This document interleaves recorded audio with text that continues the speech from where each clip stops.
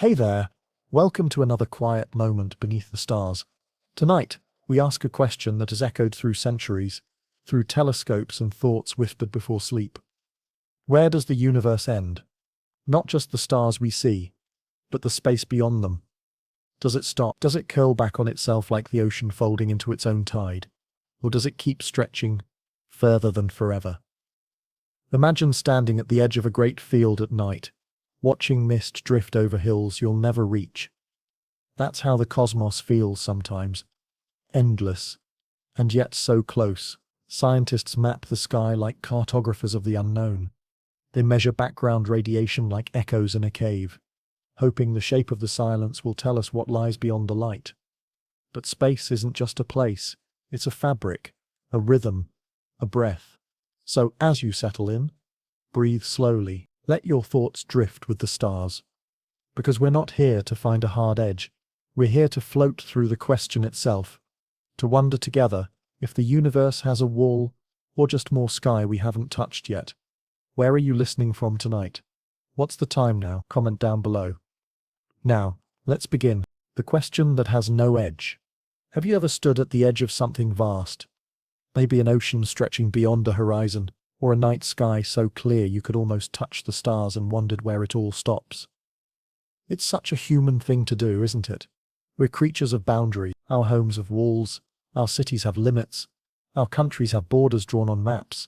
So naturally, when we look up at the universe, that endless tapestry of light and darkness, we can't help but ask, where does it end? But here's the beautiful, mind-bending thing.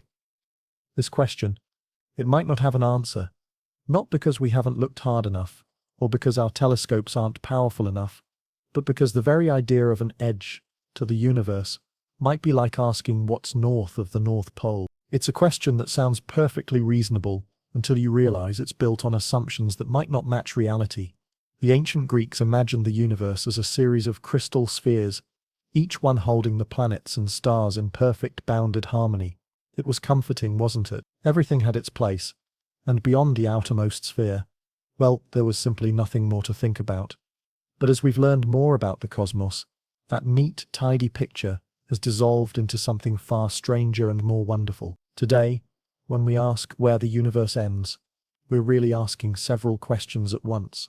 Are we talking about the edge of everything that exists? The limit of what we can see? The boundary between something and nothing? Each of these questions leads us down different paths. Through different kinds of science, different ways of thinking about space and time and existence itself. And perhaps that's the real beauty of this question. Not that it has a simple answer, but that it opens doors to some of the most profound mysteries we've ever encountered. It's a question that has driven us to build telescopes that can see nearly to the beginning of time itself, to develop mathematics that can describe infinities within infinities, to imagine possibilities so strange they stretch the very fabric of what we thought we knew about reality. So as we begin this journey together, let's embrace the uncertainty, the wonder, the delicious confusion of asking where the universe ends. Because in trying to find the edge of everything, we might just discover something even more extraordinary, that there might be no edge at all, and that the universe is even more mysterious and beautiful than we ever dared to imagine. What is the universe really? Before we can ask where the universe ends, we need to pause for a moment and ask something even more fundamental. What exactly are we talking about when we say universe? It seems like such an obvious question, doesn't it? The universe is everything, all of space, all of time, all of matter and energy, all the stars and planets and galaxies and empty spaces in between. Everything that is, was, or ever could be. But the more we think about it, the more slippery this definition becomes. When we look out at the night sky, what we're seeing isn't really the universe as it is right now. It's the universe as it was. Light takes time to travel. So that star you're looking at might be showing you what happened 8 years ago, or 80 years ago, or 8,000 years ago. In a very real sense, when we look out into space, we're looking back through time. And then there's the question of what we mean by everything. Are we talking about everything we can see, everything that exists, everything that could theoretically exist? These might sound like the same thing, but they're not. There could be, probably are, parts of the universe so far away that their light hasn't had time to reach us yet. There could be regions where the laws of physics work differently, where matter behaves in ways we've never observed, where space and time themselves might be woven together in patterns we can't even imagine. Think of it this way. Imagine you're standing in the middle of a vast, dark forest at night, holding a small flashlight. The circle of light around you, that's what you can see, what you can know about directly. But the forest stretches on beyond your light, filled with trees and paths, and clearings and mysteries you can only guess at. Your flashlight has a limited range, just like our telescopes and instruments have limits to how far they can see. But here's where the metaphor breaks down in the most wonderful way. In that dark forest, you could walk to the edge of your light and keep going, exploring further and further. But with the universe, the flashlight, the fundamental limits of observation, might be built into the very nature of reality itself. We're not just limited by the power of our instruments.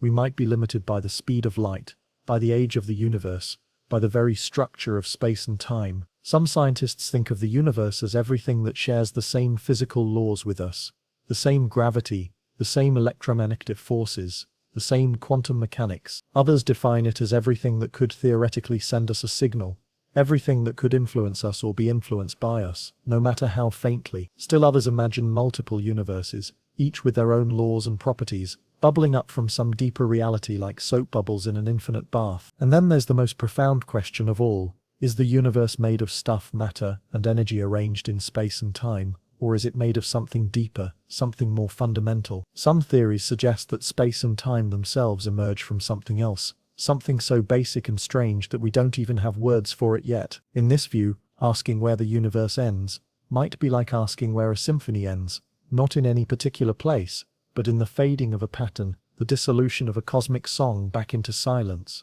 The observable horizon. Here's a curious thing about looking into space.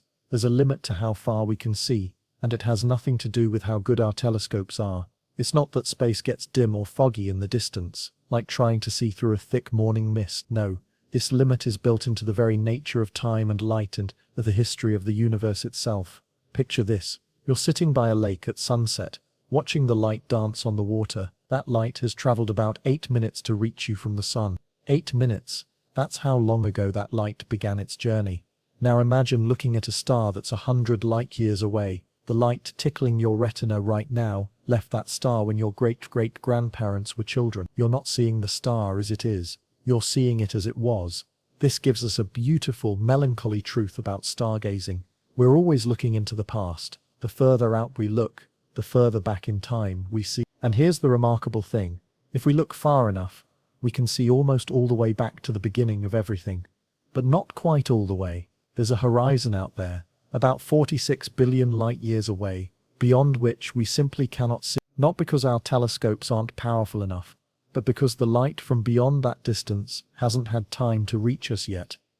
The universe is about 13.8 billion years old, so you might think we could see 13.8 billion light years in any direction. But space itself has been expanding all this time, carrying those distant light sources further and further away, even as their ancient light travels toward us. It's like trying to watch a friend who's walking away from you while you're both standing on a moving walkway that's speeding up. Even if your friend started walking toward you 13.8 billion years ago, the expanding walkway of space has carried them much further away by now. The most distant objects we can see, the ones at our cosmic horizon, are now about 46 billion light years away, even though their light has been traveling for nearly the entire age of the universe. This horizon is called the observable universe, and it's a sphere centered on us. But here's the thing that might make you smile. It's not that we're at the center of everything. Every observer, everywhere in the universe, sees their own observable sphere around them. If there are astronomers on a planet in the Andromeda galaxy, they have their own 46 billion light-year bubble of observability, overlapping with ours, but extending into regions we'll never see. And what's beyond this horizon? That's where things get truly mysterious. There could be more galaxies, more stars, more planets, perhaps an infinite expanse of cosmic structures, just like the ones we can see. Or there could be something completely different, regions where the universe evolved differently, where the laws of physics took different forms, where matter and energy dance to rhythms we've never heard. The most distant thing we can actually see isn't a galaxy or a star at all. It's the cosmic microwave background, the afterglow of the Big Bang itself, a faint whisper of radiation that fills all of space. This light comes from a time when the universe was only about 380,000 years old, when it had finally cooled enough for atoms to form and light to travel freely for the first time. Before that, the universe was so hot and dense that light couldn't travel at all. It was like trying to see through the heart of the sun. So our horizon isn't just a limit of distance, it's a limit of time, a boundary between the knowable and the unknowable, between the universe we can study and the universe we can only dream about. How far can light travel? Light is the universe's storyteller, carrying news from the most distant stars and the earliest moments of time itself.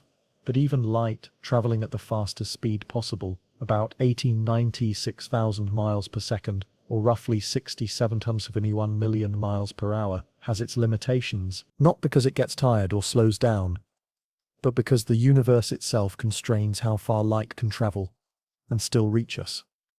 Imagine light as a cosmic messenger, setting out from a distant star billions of years ago. This messenger travels in a straight line, never stopping, never slowing, carrying information about what that star looked like, how hot it was, what elements it contained, even whether it had planets orbiting around it. But here's the catch. While this messenger has been traveling toward us, the universe has been expanding, stretching the very fabric of space, making the journey longer and longer. It's not that space is expanding into something else. There's no outside for it to expand into. Rather, space itself is growing, like a balloon being inflated. If you draw two dots on a balloon and then inflate it, the dots move apart, not because they're traveling across the surface, but because the surface itself is stretching. This is what's happening to space on the largest scales, and it affects how far light can travel to reach us. The furthest light we can see comes from about 46 billion light-years away, but it's been traveling for nearly 13.8 billion years, almost the entire age of the universe. How can something be 46 billion light-years away if the light has only been traveling for 13.8 billion years? Because space has been expanding the entire time. When that light started its journey, the object that emitted it was much closer to us, perhaps only a few billion light-years away. But as the light traveled through expanding space, its source was carried further and further away. Think of it like this. Imagine you're walking toward a friend across a field, but the field itself is stretching, making your friend appear to move away from you even as you walk toward them. You might eventually reach the spot where your friend was when you started walking, but by then, they'll be much further away. Light experiences something similar in our expanding universe. But there's an even more profound limit to how far light can travel and still carry meaningful information. As space expands, it doesn't just stretch distances, it stretches the light itself. Light waves get longer, redder, fainter. The most ancient light we can detect, the cosmic microwave background, started out as visible light, hot and bright. But 13.8 billion years of cosmic expansion have stretched those waves so much that they're now microwaves, invisible to our eyes, but detectable by special instruments. This stretching sets a natural limit to how far we can see. Eventually, light from the most distant sources becomes so stretched, so redshifted, that it becomes undetectable. It's like trying to hear a whisper that gets quieter and deeper with every mile it travels, until it fades below the threshold of even our most sensitive instruments. And here's something that might keep you awake at night in the most wonderful way. There are regions of space so far away that their light will never reach us, no matter how long we wait. These regions are receding from us faster than light can travel toward us, carried away by the expansion of space itself. It's not that they're moving through space faster than light. Nothing can do that. But space itself is expanding fast enough to carry them beyond our cosmic horizon forever. This creates a kind of cosmic loneliness, doesn't it? There are galaxies out there, perhaps filled with stars and planets, and maybe even life, whose stories we will never know, whose light will never tickle our instruments, whose existence we can only infer from the mathematics of an expanding universe. The expanding balloon. Close your eyes for a moment, and imagine the universe as a balloon. Not the kind you might find at a birthday party, but an enormous invisible balloon that contains all of space itself. Now imagine that this balloon is being slowly inflated, not by air being pumped into it, but by some mysterious force that makes the rubber of reality itself stretch in all directions at once. This is one of the most beautiful and strange discoveries of modern astronomy. The universe is expanding, not expanding into something else. There's no room or void for it to expand into, but expanding in the sense that every bit of space is getting bigger, creating more space between distant galaxies like dots drawn on that inflating balloon. The person who first noticed this was an astronomer named Edwin Hubble, working in the 1920s with what was then the largest telescope in the world. He was studying distant galaxies, measuring their light to see how fast they were moving. What he found was extraordinary. Almost every galaxy was moving away from us, and the further away a galaxy was, the faster it was receding. It was as if we were sitting at the center of a cosmic explosion, with everything rushing away from us in all directions. But here's the remarkable thing. We're not actually at the center of anything special. Every observer in the universe, no matter where they are, would see the same pattern. An astronomer in the Andromeda galaxy would look around and see all the distant galaxies moving away from them too. An observer in a galaxy billions of light years away would see the exact same expansion pattern, with themselves apparently at the center. This is exactly what you'd expect if space itself were expanding. If you draw several dots on a balloon and then inflate it, every dot moves away from every other dot, and from the perspective of any single dot, all the others appear to be rushing away. No dot is at the center of the expansion. The expansion is happening everywhere at once. But unlike a balloon which expands into the air around it, the universe has no outside to expand into. Space is everything there is. When we say space is expanding, we mean that the distances between things are getting larger, that the universe is becoming less dense, that the same amount of matter is being spread out over an ever-increasing volume, and this expansion is accelerating. About 20 years ago, astronomers studying distant supernovas, exploding stars that act like cosmic lighthouses, discovered that the expansion of the universe is speeding up, not slowing down, as you might expect. Something is pushing space apart with ever-increasing force, something we call dark energy, though we have no idea what it actually is. Dark energy makes up about 68% of the universe, but it's completely invisible, detectable only through its effects on the expansion of space. It's like discovering that most of a symphony is being played by invisible instruments. You can hear the music, you can feel its effects, but you can't see what's making it.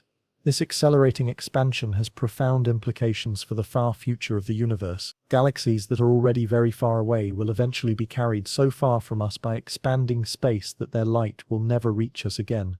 They'll disappear from our sky not because they've been destroyed, but because space itself has carried them beyond our cosmic horizon. In the very distant future, trillions and trillions of years from now, observers in our galaxy might look out and see almost nothing. A handful of nearby galaxies that gravity has managed to hold close to us, and beyond that, the expansion of space will have carried most of the universe beyond the reach of light itself, leaving future astronomers with a cosmos that appears much smaller and lonelier than the one we see today. It's a melancholy thought, but also a profound one. We're living in a golden age of astronomy, a time when the universe is old enough to have formed galaxies and stars, but young enough that we can still see most of it. We're witnesses to a cosmic story that future civilizations might never know existed. No center, no edge. Here's a question that might seem simple, but leads us into the deepest mysteries of cosmology. If the universe is expanding, what is it expanding from? Where is the center of this cosmic balloon? And if there's a center, there must be an edge, right? A boundary where space ends and something else begins. The answer is both beautiful and bewildering. There is no center, and there is no edge. At least, not in any way that matches our everyday experience of centers and edges. Let's go back to our balloon analogy. But this time, imagine something strange. Imagine that you live on the surface of the balloon, like a tiny two-dimensional being who can only move around on the rubber surface itself. To you, the balloon surface is your entire universe. You can't see up into the inside of the balloon or down toward the outside air. Those directions don't exist in your two-dimensional world. Now, when someone inflates the balloon, your universe expands. Every point on the surface moves away from every other point. But where is the center of this expansion? If you try to find it by traveling around on the surface, you'll never locate it, because the center isn't on the surface at all. It's in a dimension you can't access, inside the three-dimensional volume of the balloon. This is analogous to our situation in the real universe, except with three-dimensional beings living in a space that might be curved in dimensions we can't perceive or access. When we see the universe expanding, with every galaxy moving away from every other galaxy, there's no three-dimensional point we can identify as the center of the expansion. The center, if it exists at all, might be in a higher dimension that we can't see or travel to. And what about the edge? Well, if you're that two-dimensional being living on the surface of a balloon, you could travel in any direction forever without ever reaching an edge. The surface of a sphere has no boundary. It curves back on itself, so you could circumnavigate it infinitely without ever falling off or running into a wall. The universe might be similar. It could be curved in ways we can't directly perceive, folded back on itself in higher dimensions so that there's no edge to find, no place where space ends and something else begins. You could travel in a straight line forever, if you could live forever and travel faster than the expansion of space, and never hit a boundary. But there's another possibility that's even stranger. The universe might simply be infinite, not curved back on itself, not bounded by anything, just infinite flat space stretching on forever in all directions. In this scenario, there's no center because every point is equally valid as a center, and there's no edge because there's always more space beyond whatever point you've reached. This infinite possibility is hard for our minds to grasp. We're used to things having boundaries, having beginnings and endings. But infinity isn't just a very large number, it's a completely different kind of concept. In an infinite universe, everything that can happen does happen, not just once, but infinitely many times. There would be infinitely many planets like Earth, infinitely many people, exactly like you, infinitely many galaxies identical to our own Milky Way. Some physicists think about this in terms of the observable universe versus the entire universe. Our observable universe, that 46 billion light-year sphere around us, might be just a tiny bubble in an infinite ocean of space. From our perspective, it has a center or and an edge, the cosmic horizon beyond which we can't see. But the universe as a whole might have no center and no edge at all. It's like the difference between looking at your neighborhood from your front porch and looking at the entire surface of the Earth from space. Your neighborhood has a center, your house, and edges where it meets other neighborhoods. But the Earth as a whole has no absolute center and no edge, just a curved surface that loops back on itself. This centerless, edgeless universe challenges our deepest intuitions about space and boundaries. It suggests that the question, where does the universe end, might be like asking, what does the color blue taste like? A question that seems to make sense, but is based on assumptions that don't match reality. Cosmic inflation and the great stretch. In the beginning, and we're talking about the very, very beginning, the first tiny fraction of a second after the Big Bang, something extraordinary happened. The universe didn't just expand. It inflated at a rate so rapid, so incomprehensibly fast, that it challenges everything we think we know about the limits of speed and growth. This period is called cosmic inflation, and it lasted for an almost impossibly brief moment, perhaps 10 to the negative 32 seconds. That's a decimal point, followed by 31 zeros and then a 1. It's a time span so short that light, traveling at the fastest speed possible, could barely cross the width of a proton. And yet, in this infinitesimal moment, the universe grew by a factor that's hard to even express, perhaps 10 to the 26th power or more. Imagine a grain of sand suddenly expanding to the size of a basketball. Now imagine that basketball expanding to the size of Earth.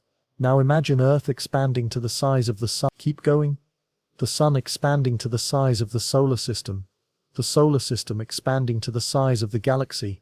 Keep going further, and you're still not even close to the scale of inflation that cosmologists think happened in that first moment of time. But here's the truly mind-bending part.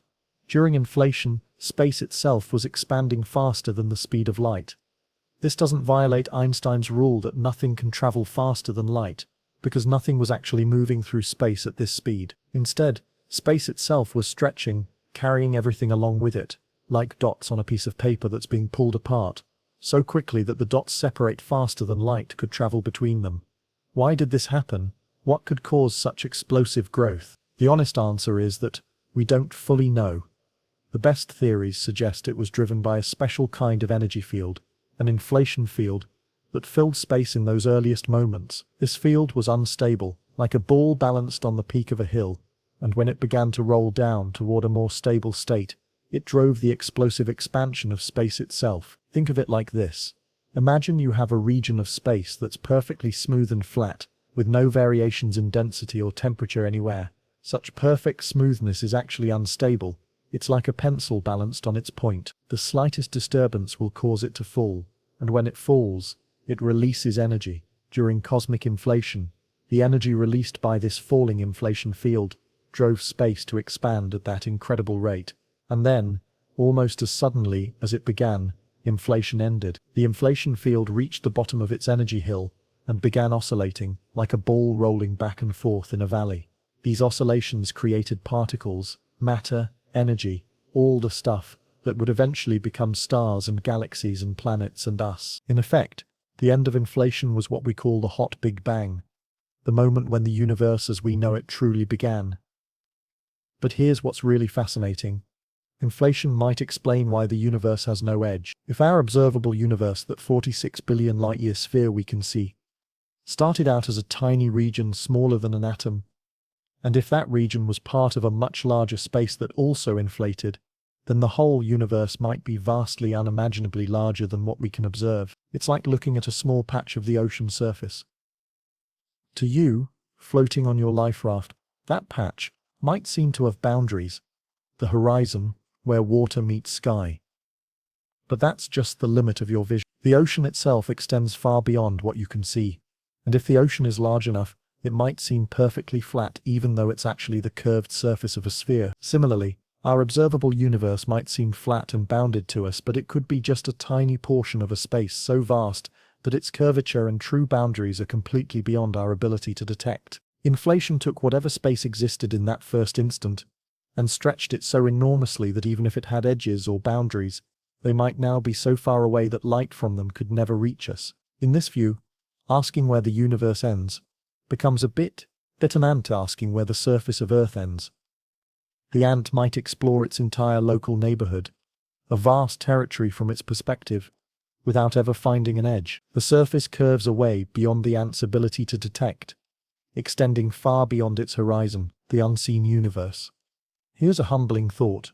Everything we can see, everything we've ever observed with all our telescopes and instruments and ingenious detectors, represents only about 5% of what the universe actually contains. The other 95%, the vast majority of reality, is invisible to us, detectable only through its gravitational effects, like a cosmic magician whose presence we can sense, but whose true nature remains hidden behind a veil of mystery. This invisible universe is made up of two components that sound like something from a science fiction story: dark matter and dark energy.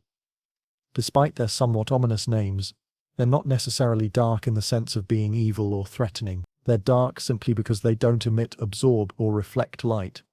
They're transparent to electromagnetic radiation, which means that light passes right through them as if they weren't there at all. Dark matter makes up about 27% of the universe. We know it exists because we can see its gravitational effects on ordinary matter, the stuff that makes up stars and planets and us. Galaxies spin faster than they should if they contained only the matter we can see. Galaxy clusters bend light from distant sources more than they should, based on their visible mass alone. It's as if there's an invisible scaffolding of matter holding the visible universe together, providing the gravitational glue that keeps galaxies from flying apart and creates the cosmic web of structure we observe. But what is dark matter made of? That's one of the deepest mysteries in science. It could be composed of particles we've never detected, exotic substances that interact with ordinary matter only through gravity. Some theories suggest it's made of WIMPs, weakly interacting massive particles that occasionally bump into normal atoms, but so rarely that we need enormous, incredibly sensitive detectors to catch even a single collision. Other theories propose actions, sterile neutrinos, or particles so strange we haven't even thought of them yet. Then there's dark energy, which is even more mysterious. It makes up about 68% of the universe, more than 2/3 of everything, and yet we have almost no idea what it is. We know it exists because the expansion of the universe is accelerating, and something has to be driving that acceleration. Dark energy seems to be a property of space itself, a kind of anti-gravity that pushes things apart rather than pulling them together. Imagine space as a fabric that naturally wants to stretch. The more space there is, the more stretching force there is, which creates more space, which creates more stretching force, and so on. This is what dark energy seems to do.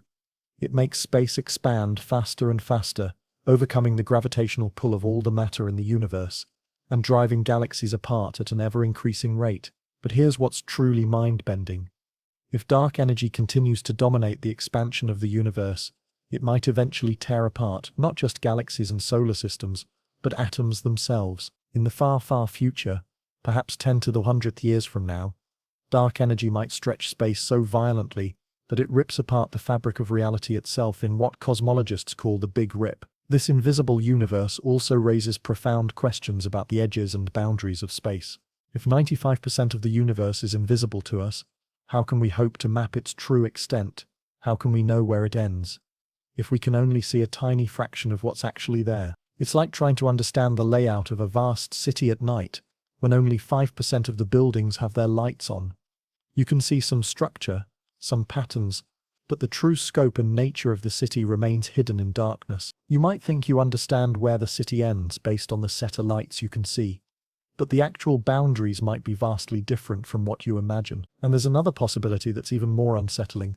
What if there are forms of matter and energy that don't interact gravitationally either? What if there are entire universes coexisting with ours, made of substances so exotic that they pass through our matter, like ghosts, leaving no trace that we could ever detect? In this scenario, the true universe might be not just 95% invisible, but perhaps 99.9% invisible, with vast realms of existence that we can't even imagine, let alone observe. This invisible majority of the universe might hold the key to understanding whether space has boundaries. Dark matter and dark energy might extend far beyond our observable horizon, creating structures and driving dynamics in regions we'll never see. The edge of the universe, if it exists, might be determined not by the ordinary matter we can observe, but by the invisible scaffolding that makes up most of reality. The edge of the observable. There's a place in the universe that represents the farthest we can see, the oldest light we can detect, the closest we can come to witnessing the birth of everything. It's not a location in the usual sense, not a planet or a star or even a galaxy, but rather a moment in time made visible, a spherical wall of ancient light that surrounds us at the very edge of the observable universe. This is the cosmic microwave background, and it's the afterglow of creation itself. Picture the universe when it was only 380,000 years old, a mere infant, compared to its current age of 30 mighty billion years. At this time, the cosmos was much smaller, much hotter, and much denser than it is today. The temperature was about 3,000 degrees Celsius, hot enough to keep all matter in the form of a plasma, a soup of charged particles where electrons and protons danced freely, never combining to form complete atoms. In this plasma state, light couldn't travel very far. Photons, particles of light, would bounce off the free electrons like pinballs, scattering in all directions, unable to journey across space in straight lines. The universe was opaque, filled with light, but unable to let that light travel freely. It was like trying to see through the heart of the sun, where photons created in the core take thousands of years to work their way to the surface, bouncing and scattering countless times along the way. But then something beautiful happened. As the universe continued to expand and cool, the temperature dropped to the point where electrons and protons could finally combine to form the first hydrogen atoms. This moment is called recombination, and it was one of the most important transitions in cosmic history. Suddenly, most of the free electrons were locked up in atoms, and light could finally travel freely through space. The universe became transparent for the first time, and a flood of light was released. Light that had been trapped in that opaque plasma for hundreds of thousands of years. This light began traveling through space, and it's been traveling ever since, for nearly 13.8 billion years, stretched and cooled by the expansion of the universe until it reached us as faint microwave radiation. When we detect this cosmic microwave background today, we're seeing the universe as it was at the moment of recombination. We're looking at the afterglow of that great transition, the fossil light from the first moment that light could travel freely through space. In a very real sense, we're seeing the universe as a baby, just emerging from its opaque infancy into its transparent childhood. This wall of light surrounds us in all directions, marking the edge of our observational reach. We cannot see beyond it, because there was no freely traveling light before recombination. The universe before that time is hidden behind a veil of opacity that no optical telescope can penetrate. But remarkably, this ancient light isn't perfectly smooth. It contains tiny variations in temperature and density, patterns and fluctuations that tell us about the conditions in the early universe. These fluctuations are like the seeds from which all the large-scale structure of the cosmos grew, the galaxy clusters, the vast cosmic web of matter, even the Milky Way itself. Looking at the cosmic microwave background is like looking at a baby picture of the universe and being able to predict what it will look like as an adult. Those tiny variations in the ancient light correspond to regions that were slightly denser or slightly less dense than average, and over billions of years gravity amplified these differences until they became the galaxies and galaxy clusters we see today. The cosmic microwave background also gives us our most precise measurements of the universe's age, composition and geometry. By studying the patterns in this ancient light, we've learned that the universe is 13.8 billion years old, that it's made of about 5% ordinary matter, 27% dark matter, and 68% dark energy, and that space is remarkably flat on the largest scales. But perhaps most importantly for our question about where the universe ends, the cosmic microwave background shows us that the observable universe has a definite boundary in time, if not in space. We can see back to this moment of recombination, but no further, with light-based observation. Before this, the universe's secrets are hidden behind that wall of ancient plasma, invisible to our telescopes, but perhaps accessible to other forms of observation, gravitational waves, neutrinos or particles we haven't yet learned to detect. In this sense, the cosmic microwave background is both an edge and not an edge. It's the edge of what we can see with light, but it's not necessarily the edge of what exists. Beyond this wall of ancient light, the universe continues backward in time, through the plasma era, through the formation of the first atomic nuclei, all the way back to the Big Bang itself, and it continues outward in space, beyond our observational horizon, into regions whose nature we can only imagine. What lies beyond the horizon? Imagine standing on the deck of a ship in the middle of the ocean, looking out toward the horizon, where the water meets the sky. You know that the ocean continues beyond that circular boundary, but you can't see what's there. Is it more water just like what surrounds you? Are there islands, or other ships? Different weather, different currents, different depth. The horizon limits your vision, but not your imagination. This is our situation when we contemplate what lies beyond our cosmic horizon. Beyond that spherical boundary about 46 billion light-years away that marks the edge of everything we can observe. The most straightforward possibility is also perhaps the most beautiful. More of the same, beyond our horizon. There might simply be more galaxies, more stars, more planets, more cosmic structures just like the ones we can see. If the universe is truly homogeneous on the largest scales, if it looks roughly the same everywhere, then an observer in a galaxy beyond our horizon would see their own 46 billion light-year sphere, filled with galaxies and stars and cosmic web structures virtually identical to ours. In this scenario, the universe would be like an infinite quilt, with each observable patch containing similar patterns but unique details. Our cosmic neighborhood might contain a galaxy cluster that looks like a butterfly, while a region beyond our horizon might have one that looks like a flower. The overall statistical properties would be the same density of matter, the same types of stars, the same physical laws. But the specific arrangements would be endlessly varied.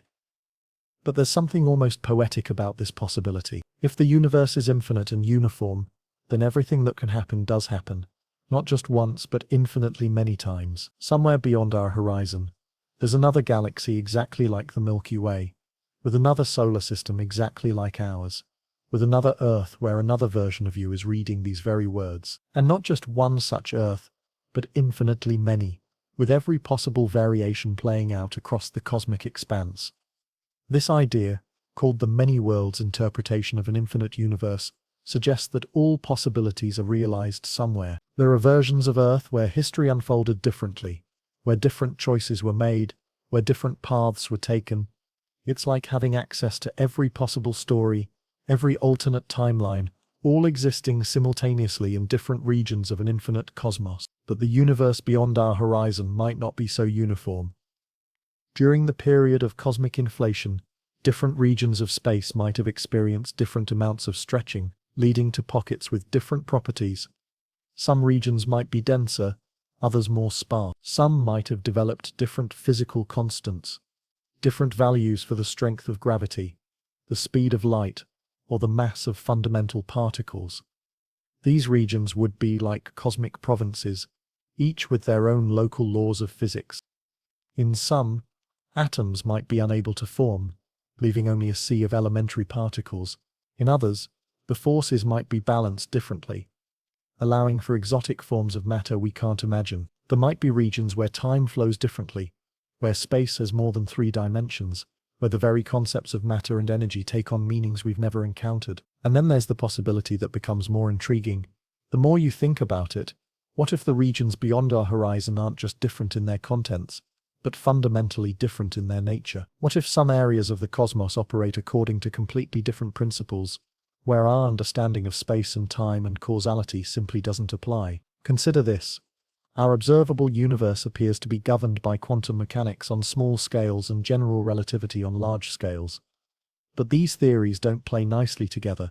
They give conflicting answers when we try to apply both to the same situation. Most physicists believe there's a deeper, more fundamental theory that unifies them, but we haven't discovered it yet.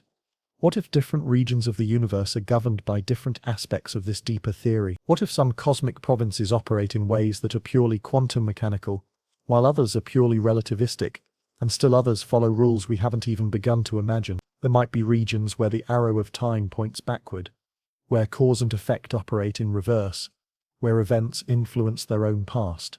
There might be areas where space has negative curvature so extreme that geometry becomes unrecognizable, where parallel lines diverge so rapidly that the very concept of straight loses meaning. Or perhaps, and this is where the horizon becomes truly mysterious, there are regions beyond our view, where the universe fades not into more structure but into something more fundamental. What if our cosmic horizon marks not just the limit of our observation, but the boundary between the universe as we understand it, and something deeper, more basic, more real? Some theories suggest that space and time themselves might be emergent properties, like temperature or pressure, useful concepts that arise from the behavior of more fundamental entities. Just as temperature emerges from the random motion of atoms, space and time might emerge from the interactions of entities so basic that we don't have names for them yet. Beyond our horizon, we might find regions where this emergence hasn't occurred, where the raw ingredients of reality exist without yet forming the structured spacetime we inhabit. The bubble multiverse.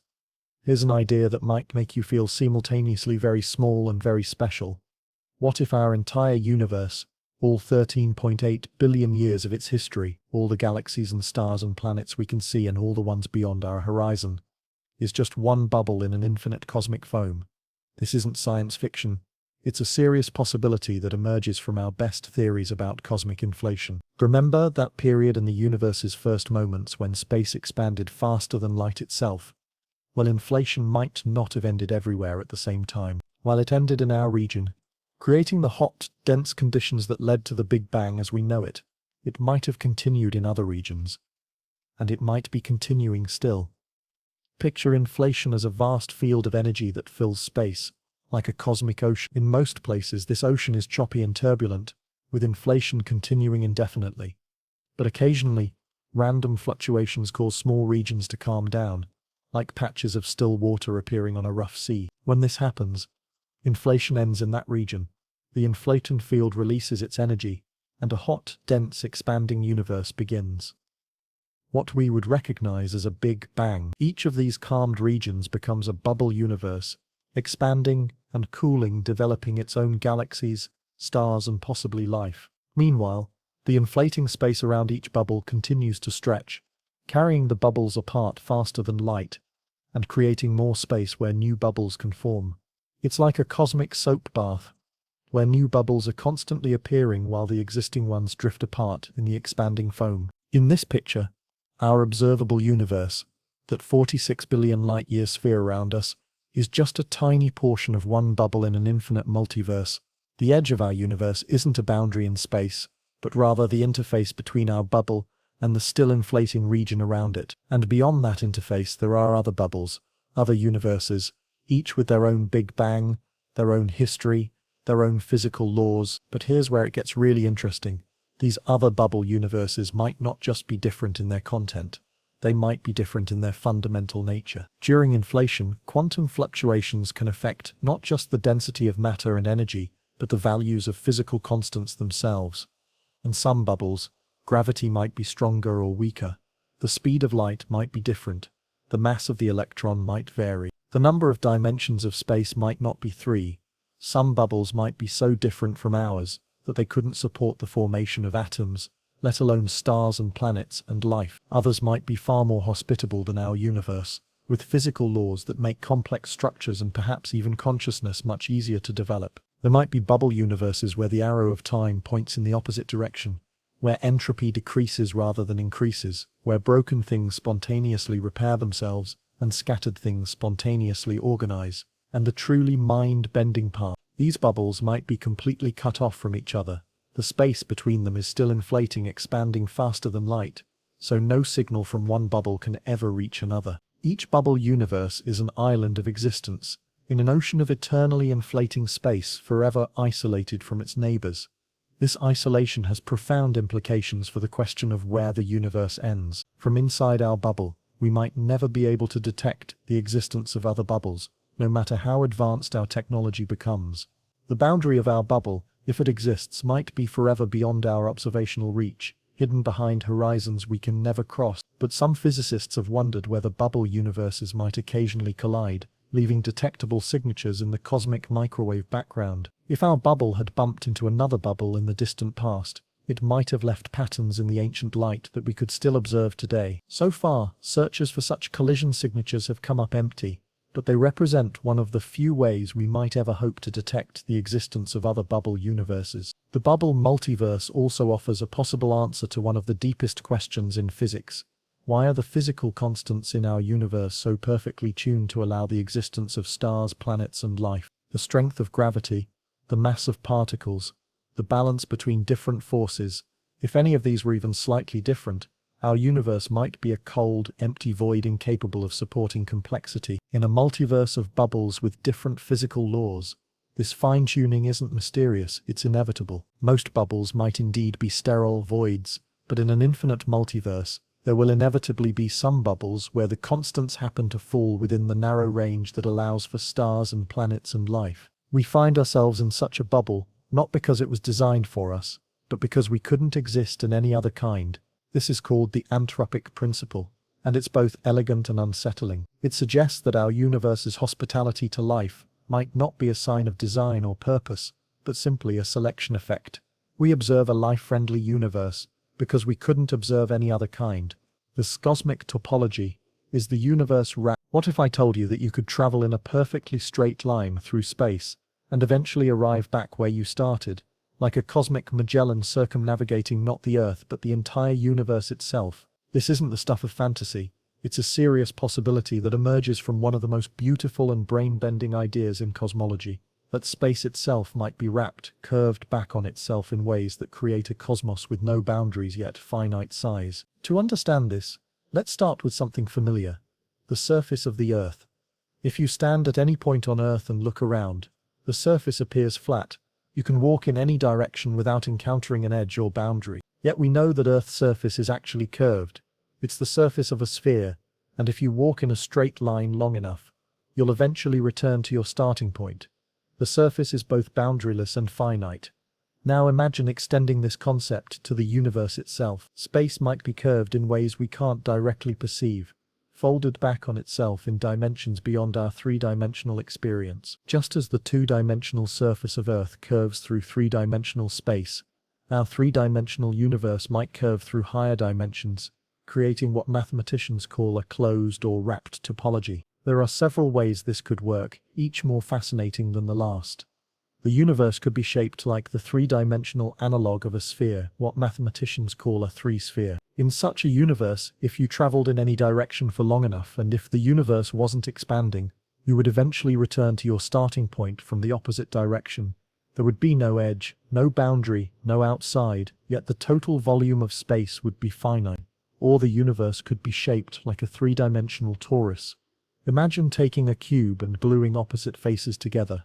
In this video game universe, if you exit through the right face, you immediately re-enter from the left face, move through the top, and you emerge from the bottom. It's like the old Pac-Man game, where the little character could disappear off one edge of the screen and immediately reappear on the opposite edge. In a toroidal universe, there would be strange consequences. If you had a powerful enough telescope and looked in one direction, you might eventually see the back of your own head, the light having traveled all the way around the universe to return to you. Galaxies would appear to repeat in regular patterns across the sky, like wallpaper that tiles seamlessly across an infinite wall. But perhaps the most intriguing possibility is that the universe could have a more complex topology, with multiple connections and twists that create a cosmic hall of mirrors. Imagine a universe where every galaxy exists in multiple apparent locations, where the same supernova could be visible in several different parts of the sky, where the cosmic microwave background shows repeated patterns that reveal the hidden symmetries of space itself. Astronomers have actually looked for evidence of such cosmic wrapping. They've searched for repeated patterns in the cosmic microwave background, for the same galaxy appearing in multiple locations, for signs that space curves back on itself. So far, they've found no clear evidence, which suggests that if the universe is wrapped, it's probably much larger than our observable region. The wrapping might occur on scales so vast that light hasn't had time to travel around the universe, even once, since the Big Bang. But the absence of evidence doesn't mean the universe isn't wrapped. It might just mean the wrapping occurs beyond our observational horizon. If the universe is shaped like a torus, but the torus is much larger than our observable sphere, we wouldn't be able to detect the wraparound. We'd be like ants on a vast donut, unable to perceive the donut's shape because we can only see a tiny portion of its surface. This raises profound questions about the nature of cosmic boundaries. In a wrapped universe, there are no edges in the traditional sense, yet there are definite limits to how much space exists. The universe would be finite, but unbounded, like the surface of a sphere extended into 3 dimensions. Such a universe would also have strange implications for our understanding of cosmic evolution. In an infinite universe, everything that can happen does happen somewhere, but in a finite wrapped universe, there's only so much space, only so many possible arrangements of matter and energy. The universe becomes more like a vast but limited library, containing many books but not every conceivable book.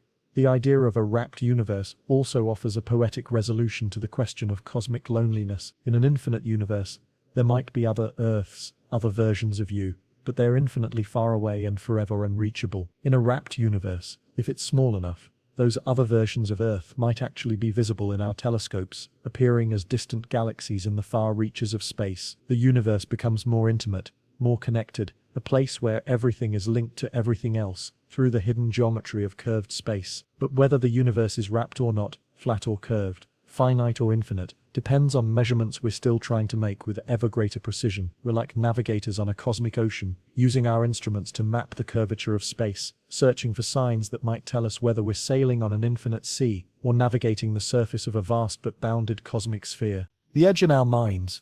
There's something deeply human about the need for boundaries, isn't there? We build fences around our yards, draw lines on maps, create beginnings and endings for our stories. Our minds seem wired to think in terms of inside and outside, here and there, finite and bounded. So when we ask, where does the universe end? We might be asking as much about the limits of human thinking as about the limits of cosmic space. Consider how we experience boundaries in our daily lives. When you walk through a doorway, you're crossing from one space to another. When you read a book, it has a first page and a last page. When you take a journey, there's a point where you leave home, and a point where you arrive at your destination. These experiences are so fundamental to how we navigate the world, that they shape our deepest assumptions about the nature of existence itself. But what if the universe operates according to principles that are fundamentally alien to these everyday experiences? What if the question, where does the universe end, is like asking what color is Wednesday, or how much does a thought weigh?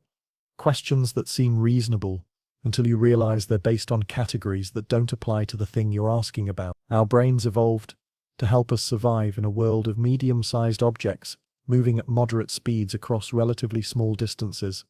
We're exquisitely adapted to understand the behavior of rocks and trees and rivers and other humans. But the universe operates on scales so vast, and according to principles so strange, that they challenge the very foundations of how we think about space and time and existence. When we imagine the edge of the universe, we often picture something like the edge of a cliff, or the boundary of a country, a clear line where one thing ends and another begins. But space might not have edges in this sense. The concept of an edge requires something on both sides of the boundary, but what could be outside the universe if the universe contains all of space itself? It's like asking what's north of the North Pole. The question seems to make sense. After all, we can always go north from any other point on Earth. But the North Pole is defined as the northernmost point, the place where the concept of north loses its meaning. Similarly, The universe might be the place where the concept of outside or beyond simply doesn't apply. Our language itself might be part of the problem. We use words like boundary and edge, and outside, that carry implicit assumptions about the nature of space and containment. These words evolved to describe things within the universe, not the universe itself. When we apply them to the cosmos as a whole, we might be like people trying to describe the color of music, or the temperature of justice, using conceptual tools that aren't designed for the job. This linguistic limitation isn't just academic, it shapes how we think about and research the cosmos. When scientists talk about the observable universe, they're careful to distinguish between the limits of our observation and the possible limits of space itself. But even this careful language can be misleading, because it suggests that there's something beyond the observable universe to be observed, when the reality might be more subtle and strange. Some philosophers and physicists have suggested that the question of cosmic boundaries might be meaningless in the same way that certain questions in quantum mechanics are meaningless. Just as it's impossible to simultaneously measure both the position and momentum of a particle with perfect precision, it might be impossible to ask coherent questions about the outside of the universe or the before of time. But our minds don't give up easily. When faced with concepts that challenge our basic assumptions, we often respond by creating metaphors and analogies that help us think about the unthinkable. We imagine the universe as a balloon or a bubble or an expanding sphere, not because these metaphors are literally true, but because they give us something familiar to hold onto while we try to wrap our minds around ideas that are fundamentally unfamiliar. These metaphors can be both helpful and limiting. They help us communicate about complex ideas and develop mathematical models that make testable predictions, but they can also trap us into thinking that the universe must be like the familiar objects we use to describe it, when the reality might be far stranger and more wonderful than any metaphor can capture. Perhaps the most honest answer to the question, where does the universe end, is that our minds might simply be incapable of understanding the true answer. We're biological entities shaped by evolution to understand a tiny slice of reality, trying to comprehend the nature of existence itself. It's like expecting a fish to understand the nature of fire, or asking a two-dimensional being to visualize a sphere. And yet, there's something beautiful about this limitation. Our inability to fully grasp the universe might be part of what makes us human. The questions we can't answer fully are often the questions that drive us to explore, to discover, to reach beyond the boundaries of our understanding.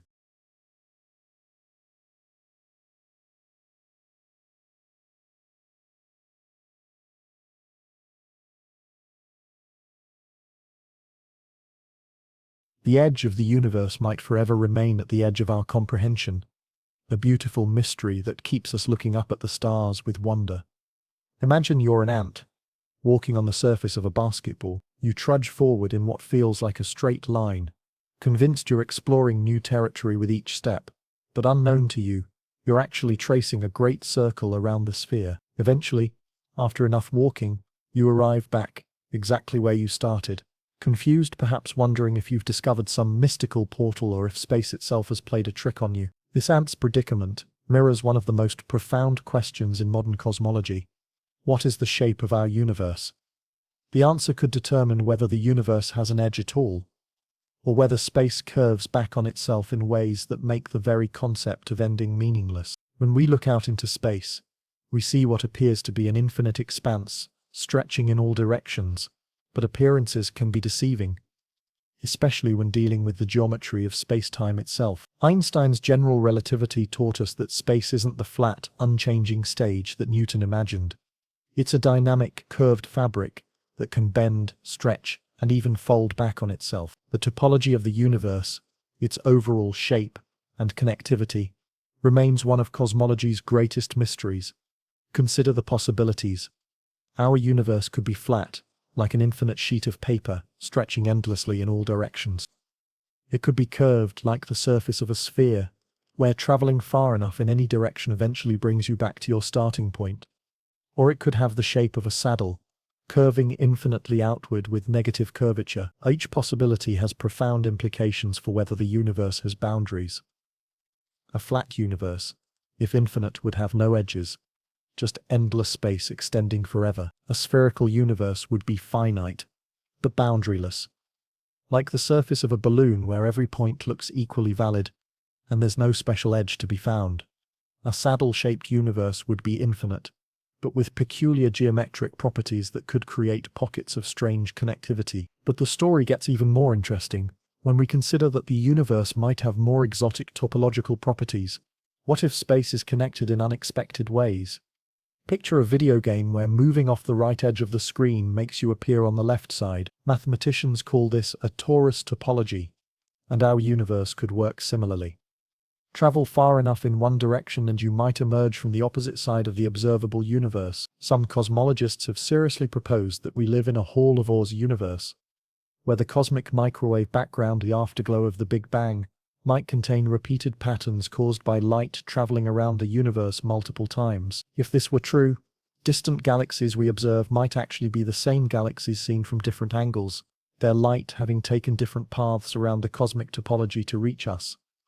The evidence for these exotic possibilities remains tantalizing but inconclusive. The Planck satellite, which mapped the cosmic microwave background with unprecedented precision, found subtle anomalies that some researchers interpret as hints of unusual topology. Certain patterns in the temperature fluctuations might indicate that space connects to itself in unexpected ways, creating correlations across vast distances that wouldn't exist in a simply connected universe. One of the most striking possibilities is that we live in a small universe, one that's actually smaller than our observable horizon.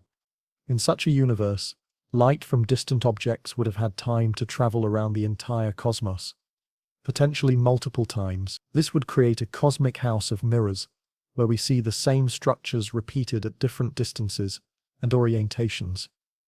The universe would be like a hall of mirrors at a carnival, where a single object creates infinite reflections stretching into apparent infinity. Testing these ideas requires looking for specific signatures in astronomical data. Researchers search for matched circles in the cosmic microwave background, regions where the same pattern appears in two different parts of the sky, indicating that we're seeing the same cosmic region from two different directions. They hunt for repeated galaxy patterns, looking for the same cluster appearing at different distances. So far, these searches have come up empty, but they push the boundaries of what our instruments can detect. The implications of living in a wrapped universe would be profound. It would mean that the cosmos, while potentially finite in volume, would still have no edge in any meaningful sense. Like our antid on the basketball, we could travel in any direction forever without ever reaching a boundary. The universe would be both limited and limitless, a cosmic paradox that challenges our intuitive understanding of space.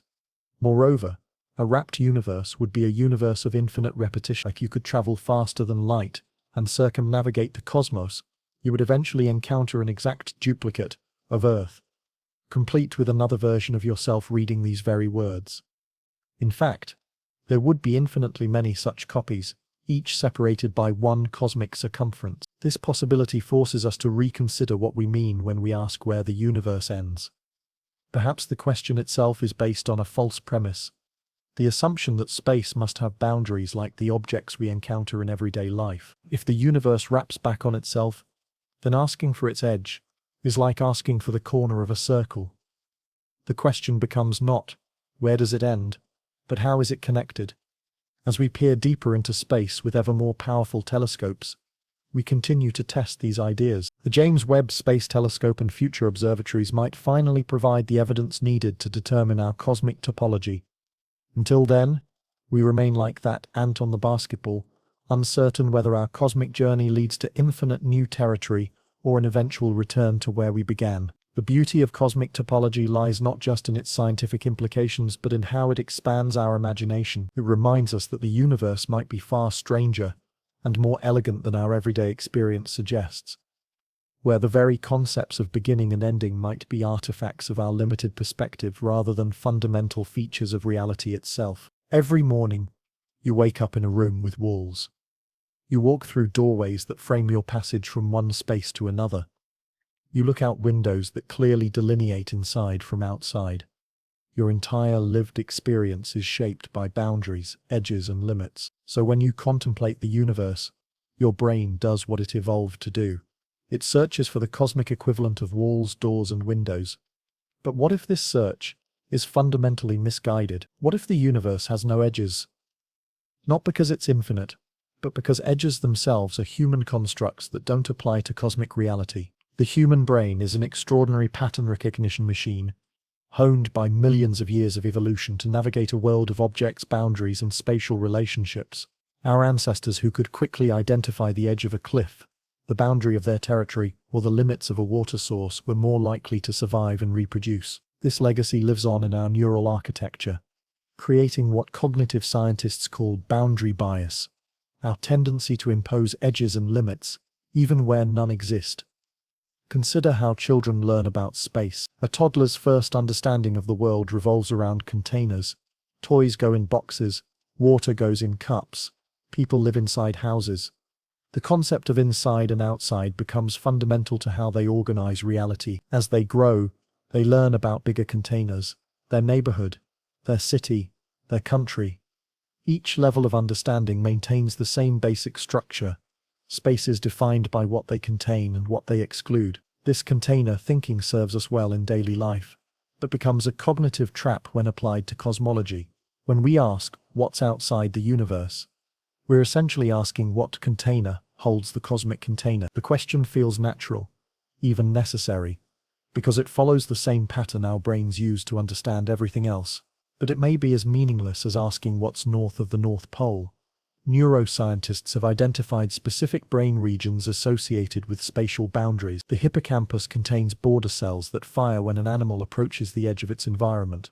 These cells helped our evolutionary ancestors navigate complex territories, but they also predispose us to assume that every space must have borders. When we think about the universe, these same neural circuits activate, creating an almost irresistible urge to locate cosmic boundaries. The mathematics of infinity compounds this cognitive challenge. Human brains evolved to handle quantities relevant to survival. Dozens of animals in a herd, hundreds of berries on a bush, perhaps thousands of tribe members across a lifetime. We have intuitive number sense for these scales, but infinity feels abstract and uncomfortable. When confronted with truly infinite concepts, our minds often rebel, insisting there must be some ultimate limit we simply haven't discovered yet. Language itself reinforces our boundary bias.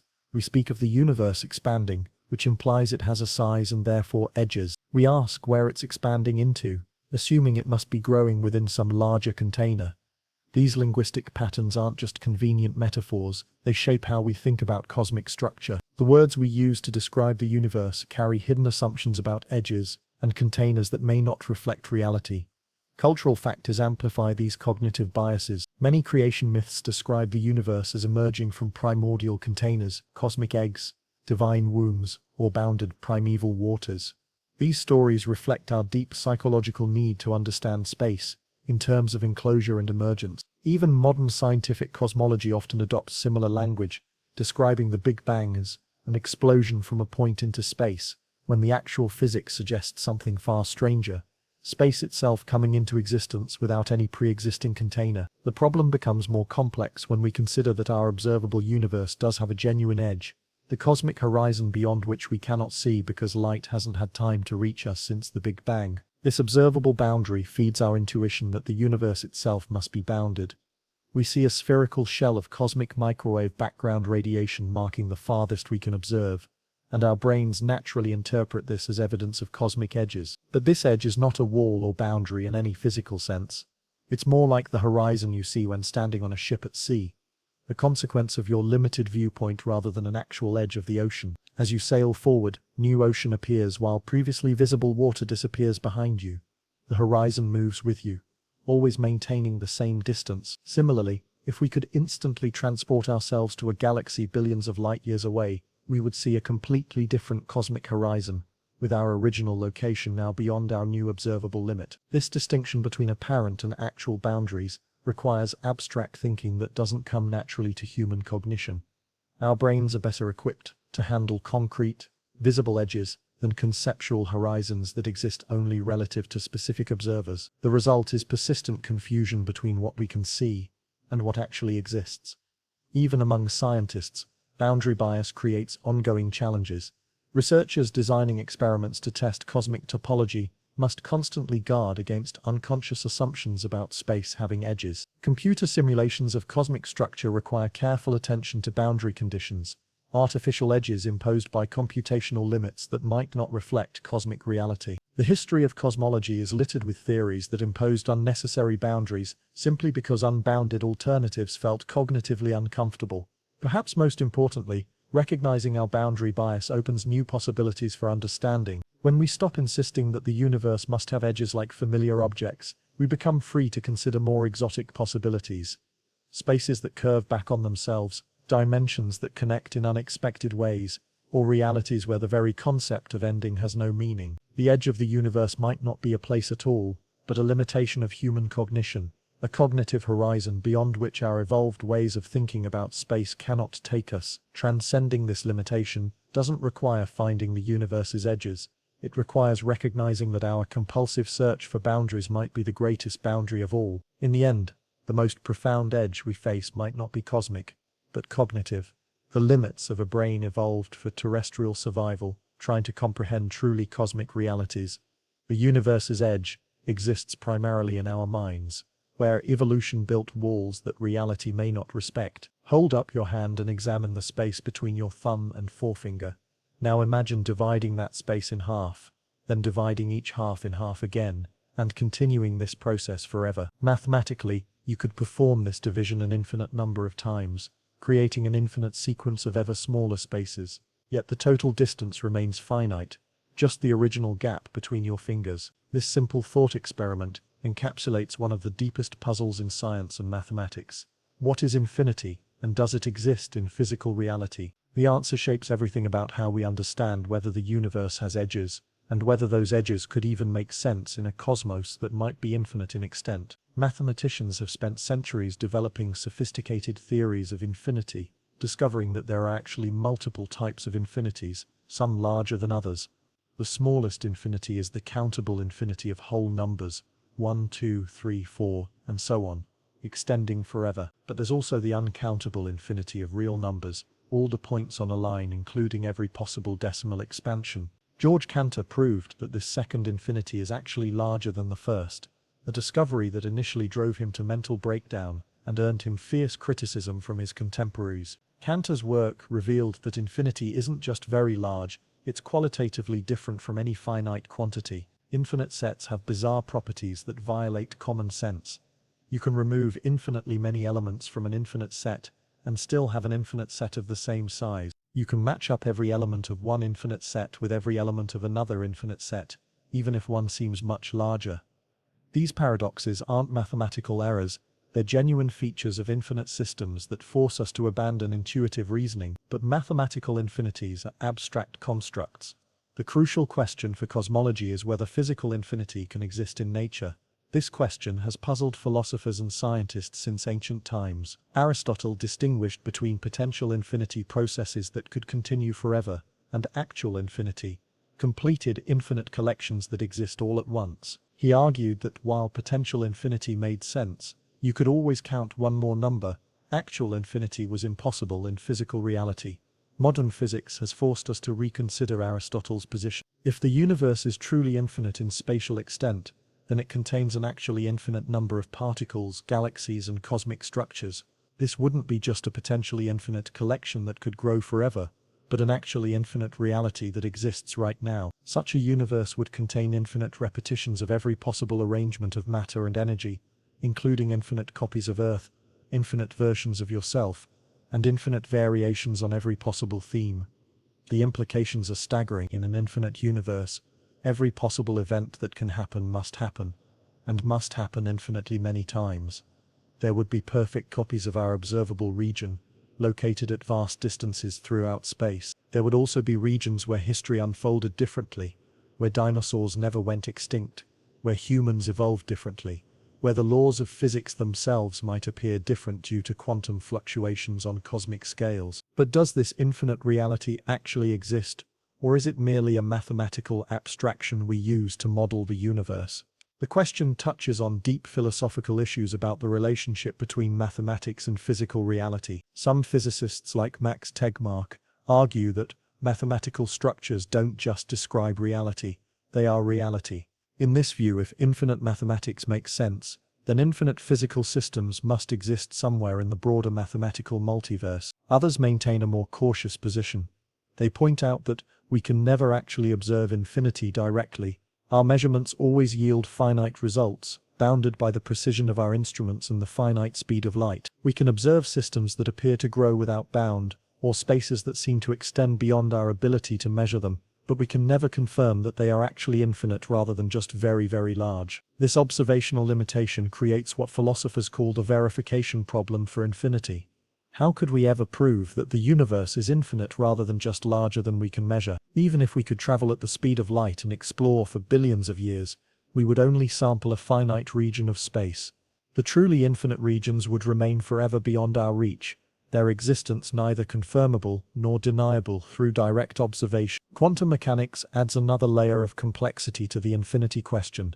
At the smallest scales, space and time themselves might be discrete rather than continuous. If space comes in smallest possible units, quantum grains of spacetime, then even an apparently infinite universe might actually contain only a finite though enormous number of these fundamental units. The infinity would be an illusion created by our limited perspective, like assuming a movie screen shows continuous motion when it actually displays discrete frames. String theory, and other approaches to quantum gravity, suggest that space-time itself might have a granular structure at the Planck scale, distances so small that the very concepts of space and time begin to break down. At these scales, classical ideas about infinite divisibility might no longer apply. Space might be more like a computer screen made of pixels than like the continuous mathematical spaces we imagine. Even if space is continuous, there are other ways physical infinity might be limited. Some cosmological models suggest that space could be finite but unbounded. Like the surface of a sphere, such a universe would contain only a finite amount of matter and energy, but would still have no edges in any meaningful sense. The infinity would be replaced by elegant curvature that brings every journey back to its starting point. Dark energy, the mysterious force causing cosmic expansion to accelerate, might also place limits on effective infinity. As space expands ever faster, distant regions become increasingly isolated from each other. Eventually, the expansion might create a kind of event horizon around each observer, beyond which no information can ever be exchanged. In such a universe, infinity might exist in principle but be irrelevant in practice, since we could never interact with most of the infinite expanse. The question of cosmic infinity ultimately forces us to confront the limits of human knowledge. We are finite beings, with finite lifespans, using finite instruments to study what might be an infinite cosmos. Our mathematics can handle infinity with elegant precision, but our physics might forever remain uncertain about whether mathematical infinity corresponds to physical reality. Perhaps the most honest answer is that infinity remains both possibility and mystery. The universe might be infinite in ways we can barely imagine, filled with endless repetitions and variations on every theme. Or it might be finite, but so vast that the distinction becomes meaningless for practical purposes. Or it might be neither truly infinite nor simply finite, but something more subtle that transcends our current conceptual frameworks. In the end, infinity might be less about the universe and more about the power of human thought to conceive possibilities that transcend direct experience. Whether infinity is real or illusion, it expands our conception of what might be possible, pushing us to consider cosmic realities far stranger and more magnificent than our everyday experience suggests. When you ask, where does the universe end? You're probably imagining space, a three-dimensional realm stretching out in all directions, potentially bounded by some cosmic wall or barrier. But what if you're asking the wrong question entirely? What if the universe's most meaningful borders exist, not in space, but in time? Einstein's relativity revolutionized our understanding by showing that space and time are not separate entities but aspects of a single four-dimensional fabric called space-time. In this unified view, cosmic boundaries might be temporal rather than spatial, moments when the universe begins, ends, or undergoes fundamental transitions that serve as edges in the dimension of time. Consider the Big Bang, the moment 13.8 billion years ago, when our observable universe emerged from an initial state of extreme density and temperature. In a very real sense, this represents a temporal boundary of cosmic history. We cannot observe anything that happened before the Big Bang, because time itself might have emerged at that moment. It's not that something prevented earlier events from occurring, rather the concept of earlier becomes meaningless when time itself begins. This temporal boundary differs fundamentally from spatial boundaries. If you approach a spatial edge, you can imagine reaching it, touching it, perhaps even crossing it. But a temporal boundary like the Big Bang is more like a mathematical singularity, a point where our normal concepts break down entirely. You cannot travel back to the Big Bang and observe it from the outside, because you exist within the flow of time that began at that moment. The nature of this temporal boundary remains hotly debated among cosmologists.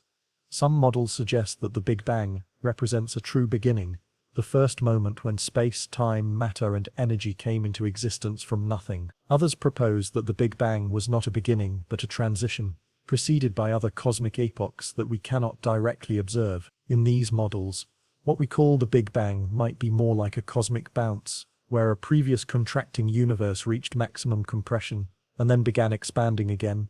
Quantum mechanics adds layers of complexity to temporal boundaries. At the Planck scale, times shorter than 10⁻43 seconds, quantum effects become so strong that classical concepts of time itself break down. Near the moment of the Big Bang, quantum fluctuations would have dominated the geometry of spacetime, creating a foam-like structure where the normal progression of time becomes meaningless. In this quantum realm, asking when did the universe begin might be like asking what is the exact location of an electron, a question that quantum uncertainty renders fundamentally unanswerable. But the Big Bang might not be the only temporal boundary in cosmic history. Looking toward the future, we encounter other potential edges in time that could represent the end of the universe as we know it. These future boundaries depend on the ultimate fate of cosmic expansion and the behavior of dark energy over cosmic timescales. If dark energy continues to accelerate expansion at an increasing rate, the universe might face a big rip, a moment in the far future when expansion becomes so rapid that it tears apart all structure in the cosmos. Galaxies would be ripped away from each other, then solar systems, then planets, then atoms themselves. At the moment of the big rip, even space-time itself might be torn apart, creating a temporal boundary beyond which the universe as we understand it ceases to exist. Alternatively, the universe might face heat death. Not a sudden temporal boundary, but a gradual approach toward a state of maximum entropy, where no further work can be done. In this scenario, the temporal boundary is asymptotic rather than absolute. The universe would continue existing forever, but would approach a state where time effectively loses its meaning, because no changes occur that could serve as measures of temporal progression. These future scenarios illustrate how temporal boundaries can be just as real and meaningful as spatial ones. A universe that ends in a big rip has a finite temporal extent, even if it might be infinite in spatial dimensions. Time becomes the limiting dimension rather than space. Quantum mechanics suggests even stranger possibilities for temporal boundaries. Some interpretations propose that quantum measurements create branching timelines, splitting the universe into multiple parallel histories. In this view, temporal boundaries might exist not at the beginning or end of time, but at every quantum decision point where reality branches into multiple possibilities. Each branch would have its own temporal evolution, its own future boundaries, its own relationship to cosmic infinity. Black holes provide another example of how time can create boundaries more fundamental than spatial ones. Near a black hole's event horizon, gravitational time dilation becomes so extreme that time effectively stops from the perspective of distant observers. For matter falling into a black hole, time continues normally, but for outside observers, the falling matter appears frozen at the event horizon forever. The event horizon is thus not primarily a spatial boundary, but a temporal one, a surface where different regions of spacetime develop different relationships to the flow of time. Some cosmologists speculate that the entire universe might exist within something analogous to a black hole event horizon. In this view, the Big Bang might represent the moment when our cosmic region fell past the event horizon of some higher dimensional black hole. Our expanding universe would then be the interior of this black hole, isolated from the external higher dimensional space by temporal rather than spatial boundaries. The concept of cosmic inflation, the rapid expansion of space during the universe's first fraction of a second, also creates temporal boundaries of a sort. Different regions of space might exit the inflationary epoch at different times, creating a complex temporal landscape where some regions are much older than others. The boundaries between these regions would be primarily temporal, marking transitions between different phases of cosmic evolution. Perhaps most intriguingly, quantum cosmology suggests that time itself might have quantum properties, creating fuzzy temporal boundaries rather than sharp moments of beginning or ending. Just as quantum particles don't have definite positions, The universe might not have a definite moment of beginning. The Big Bang might be spread out over a quantum superposition of different start times, creating a temporal boundary that exists in quantum probability rather than classical definiteness. These temporal perspectives on cosmic boundaries transform how we think about the universe's edges. Instead of asking where the universe ends in space, we might ask when it ends in time. Instead of seeking walls or barriers at the cosmic frontier, we might look for moments of transition, transformation, or termination that serve as edges in the dimension of time. Time, it turns out, might be the universe's most fundamental boundary, not because it limits where we can go, but because it defines when existence itself makes sense. The universe's edge might not be a place you could visit, but a moment you can never escape, the temporal boundary of the eternal now, that contains all of cosmic history within its infinite embrace. Picture the universe as a cosmic balloon being inflated by an invisible hand. For most of cosmic history, gravity acted like a gentle squeeze on this balloon, slowing its expansion as matter tried to pull itself back together. But about 5 billion years ago, something changed. The invisible hand began pushing harder, accelerating the inflation despite gravity's resistance. That invisible hand is dark energy, and it might ultimately tear the universe apart from the inside out. Dark energy represents one of the most profound mysteries in modern science. It comprises roughly 68% of the total energy density of the universe, yet we have no direct detection of it, no complete theoretical understanding of what it is, and no clear prediction of what it will do in the future. What we do know is both elegant and terrifying. Dark energy appears to be a property of space itself, causing empty space to expand at an accelerating rate. The discovery of dark energy came as a shock to the astronomical community. In the 1990s, two independent teams of researchers were studying distant supernovae cosmic explosions so bright they can be seen across billions of light years. These supernovae serve as standard candles, because their peak brightness is predictable, allowing astronomers to calculate their distances with high precision. The researchers expected to find that cosmic expansion was slowing down due to gravity's pull. Instead, they discovered that the most distant supernovae were dimmer than expected, indicating they were farther away than predicted by models of a decelerating universe. The expansion of space wasn't slowing down, it was speeding up. This acceleration required some form of energy that worked opposite to gravity, pushing space apart, instead of pulling matter together. The nature of dark energy remains deeply mysterious. The simplest explanation is that it represents the energy of empty space itself, what physicists call vacuum energy or the cosmological constant. Quantum field theory suggests that even apparently empty space seethes with quantum fluctuations, virtual particles popping in and out of existence on timescales so brief they can barely be measured. These fluctuations should contribute energy to space, and this energy would have the peculiar property of causing accelerated expansion. However, when physicists calculate the expected vacuum energy using quantum field theory, they get an answer that's wrong by a factor of 10 to the 120, arguably the worst prediction in the history of science. Either our understanding of quantum mechanics is fundamentally flawed, or dark energy is something completely different from vacuum energy. Alternative theories abound. Dark energy might be a dynamic field, similar to the field that drove cosmic inflation in the universe's first moments. This field, sometimes called quintessence, could evolve over time, potentially growing stronger or weaker as the universe ages. Unlike the cosmological constant, which remains perfectly uniform throughout space and time, quintessence could vary in strength from place to place and epoch to epoch. More exotic possibilities include modifications to Einstein's theory of gravity itself. Perhaps general relativity breaks down on cosmic scales, and what we interpret as dark energy is actually evidence that gravity behaves differently than we expect when applied to the entire universe. These modified gravity theories attempt to explain accelerated expansion without invoking any new form of energy. Regardless of its ultimate nature, dark energy's effects on the future evolution of the universe are becoming increasingly dramatic. As space expands, the density of matter and radiation decreases. The same number of particles occupy an ever larger volume, but dark energy, if it truly is a property of space itself, maintains constant density even as space expands. New space brings new dark energy with it. This means that dark energy becomes increasingly dominant over time. In the early universe, matter and radiation overwhelmed dark energy's effects. But as expansion diluted the matter density while dark energy remained constant, dark energy gradually took control of cosmic evolution. Today, we live in the era when dark energy has become the dominant component of the universe. The implications for the far future are staggering.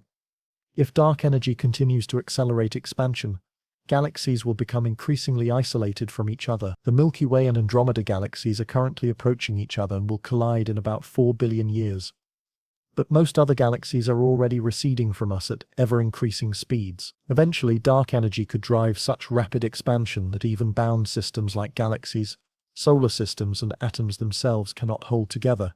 This scenario, known as the Big Rip, represents one possible end to the universe. The timeline for such cosmic destruction depends on how dark energy evolves over time. If dark energy remains constant, the cosmological constant scenario, then expansion will continue accelerating forever. But the Big Rip will never occur. Bound systems held together by electromagnetic, nuclear, or gravitational forces will remain intact even as the space between them grows. The universe will become increasingly cold and empty, but will never experience the violent tearing of the Big Rip. However, if dark energy grows stronger over time, a possibility called phantom dark energy, then acceleration will continue increasing until it overwhelms all other forces. In this scenario, the Big Rip becomes inevitable. Current estimates suggest it could occur within 20 billion years, roughly 50% longer than the current age of the universe. The progression toward a Big Rip would unfold in stages. First, galaxies would be torn apart as expansion overwhelms the gravitational forces holding them together. This would happen roughly 1 billion years before the final rip. Next, planetary systems would dissolve as expansion overcomes gravity on smaller scales, occurring about 3 months before the end. In the final moments, atomic nuclei would be ripped apart as expansion overpowers the strong nuclear force, happening just minutes before the Big Rip. Finally, even the fabric of spacetime itself might be torn apart, creating a singularity not of infinite density like the Big Bang, but of infinite expansion rate. This cosmic tearing would represent a temporal boundary, as dramatic as the Big Bang, a moment when the universe as we understand it ceases to exist. Unlike heat death, which approaches gradually over infinite time, the Big Rip would be sudden and total, transforming the cosmos in a finite, calculable moment. But dark energy holds other surprises. Some models suggest it might not remain constant forever.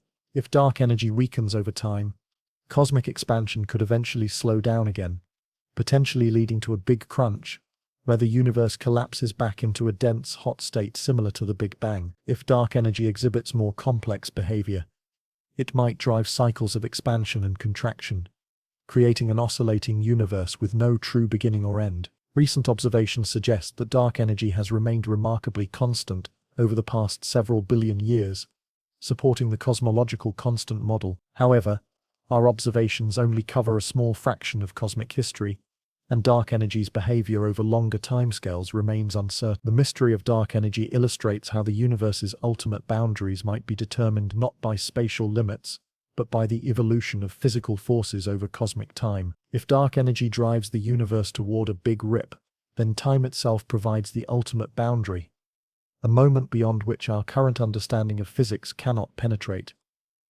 In this view, dark energy transforms the question, where does the universe end, into when does the universe? The answer might be written in the accelerating expansion of space itself, counting down toward a moment when the cosmos reaches the ultimate edge, the boundary between existence and whatever lies beyond the Big Rip's temporal horizon. Imagine the universe as a vast machine, galaxies churning, stars burning, planets orbiting, life evolving.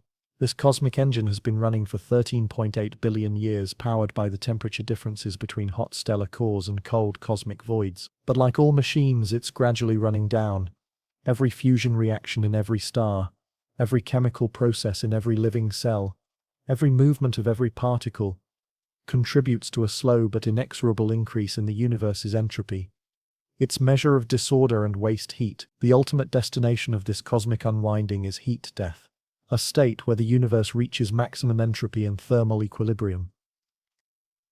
In this far future cosmos, No temperature differences exist to drive the processes we associate with activity, structure, and life. It's not death by fire or ice, but death by perfect, uniform, eternal lukewarmness, the coldest edge of cosmic possibility. The concept of heat death emerged from 19th century thermodynamics, particularly the work of Rudolf Clausius, who first articulated what became the second law of thermodynamics. Entropy always increases in isolated systems. Since the universe appears to be the ultimate isolated system with nothing outside it to exchange energy with, its entropy must continuously grow until it reaches a maximum value. This inexorable increase in entropy manifests in countless ways throughout cosmic evolution. When a star burns hydrogen into helium, it converts ordered nuclear fuel into disordered radiation and heat. When galaxies collide, their organized structures become chaotic debris. When black holes evaporate through Hawking radiation, even their highly ordered spacetime geometry eventually becomes random thermal radiation scattered across cosmic distances. The timeline for heat death stretches across scales that dwarf ordinary human comprehension. Current estimates suggest that the last ordinary stars will burn out in about 100 trillion years, roughly 10,000 times longer than the universe has already existed. But stellar death marks just the beginning of the heat death timeline, not its. After the stars die, the universe will enter what cosmologists call the degenerate era, dominated by slowly cooling white dwarf stars, neutron stars, and black holes. Even these remnants will not persist forever. White dwarfs will gradually radiate away their remaining heat over timescales of 10–15 years. Neutron stars will also cool, though their dense matter might undergo exotic phase transitions that temporarily generate heat. Black holes represent the most stubborn structures in the heat death timeline. Stephen Hawking's theoretical work showed that black holes slowly evaporate by emitting radiation, but the process is incredibly slow for large black holes. A black hole with the mass of our Sun would take about 10^67 years to evaporate completely. The supermassive black holes at the centers of galaxies with millions or billions of solar masses would persist for 10–100 years or longer. But even these cosmic behemoths cannot resist entropy forever. As black holes evaporate, they emit increasingly random radiation that carries away their organized mass energy. The final moments of black hole evaporation are predicted to be explosive, as the remaining mass converts rapidly into high-energy particles that quickly thermalize into random heat. After the last black hole evaporates, the universe will enter what cosmologists term the photon epoch, a realm dominated by photons, neutrinos, electrons, positrons, and other stable particles, all in perfect thermal equilibrium. The temperature will be incredibly low, just fractions of a degree above absolute zero, and perfectly uniform throughout space. In this heat death state, no work can be performed, because work requires temperature differences, and no temperature differences exist. No chemical reactions can occur, because all possible reactions have already reached equilibrium. No information can be processed, because information processing requires energy flows, and no energy flows exist in thermal equilibrium. Yet even in this seemingly static final state, quantum mechanics introduces subtle complications. Quantum fluctuations continue even at absolute zero temperature, creating tiny temporary violations of thermal equilibrium. These fluctuations are incredibly rare and brief, but over the vast timescales of heat death, they might occasionally create pockets of temporary order. Some physicists speculate about Poincare recurrences, quantum fluctuations so rare that they might recreate organized structures by pure chance. Given enough time periods vastly longer than 10–56 years, random quantum fluctuations might accidentally assemble into complex structures, perhaps even conscious observers. These Boltzmann brains would exist for brief moments before dissolving back into thermal equilibrium, creating islands of temporary consciousness in an ocean of cosmic death. The heat death scenario assumes that the universe's expansion continues forever, creating an ever larger volume for entropy to spread across. But cosmic acceleration due to dark energy complicates this picture. As space expands faster and faster, different regions of the universe become increasingly isolated from each other, potentially creating multiple separate heat death regions rather than a single unified thermal equilibrium. Moreover, heat death represents a boundary not just in temperature, but in time's meaning itself.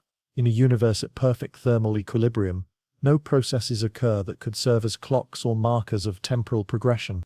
Time would continue to exist in some mathematical sense, but would become physically meaningless because no changes would mark its passage. This creates a temporal boundary as profound as the Big Bang, not a moment when time ends, but a state where time loses its physical significance. The philosophical implications of heat death are as profound as its physical consequences. It suggests that all human endeavors, all biological evolution, all technological progress lead ultimately to the same endpoint: perfect, meaningless equilibrium. From this cosmological perspective, the universe appears to be a temporary deviation from equilibrium, a brief fluctuation that will inevitably return to the featureless state from which it emerged.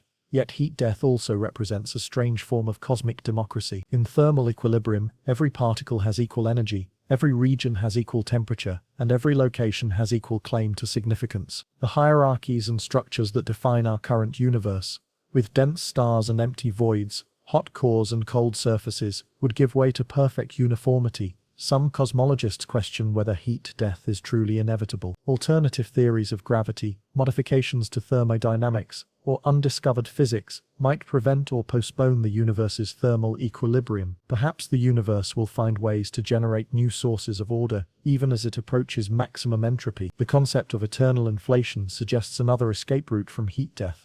If space can continue inflating and creating new regions faster than existing regions can reach thermal equilibrium, then the universe as a whole might never reach heat death, even if individual regions do. New pocket universes would constantly emerge from quantum fluctuations in the inflating space, creating an eternally youthful multiverse where heat death affects only local regions. Even if heat death proved inevitable for our observable universe, it might not represent a true ending, but rather a transition to some unknowable subsequent state. Just as the Big Bang might have emerged from a previous cosmic epoch we cannot observe, heat death might lead to new forms of cosmic evolution that transcend our current physical understanding. The edge represented by heat death is thus both absolute and uncertain.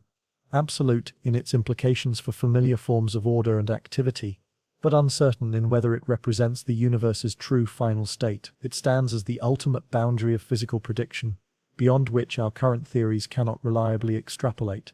In contemplating heat death, we confront not just the universe's ultimate fate, but the limits of cosmic possibility itself. It reminds us that the ordered, active universe we inhabit represents a remarkable and temporary deviation from cosmic equilibrium, a brief moment of complexity in an eternity of simplicity, a warm island of structure in an ocean of cold uniformity that stretches across infinite time and space. The universe stands at a cosmic crossroads, and we are witnesses to one of the most momentous decisions in the history of reality itself.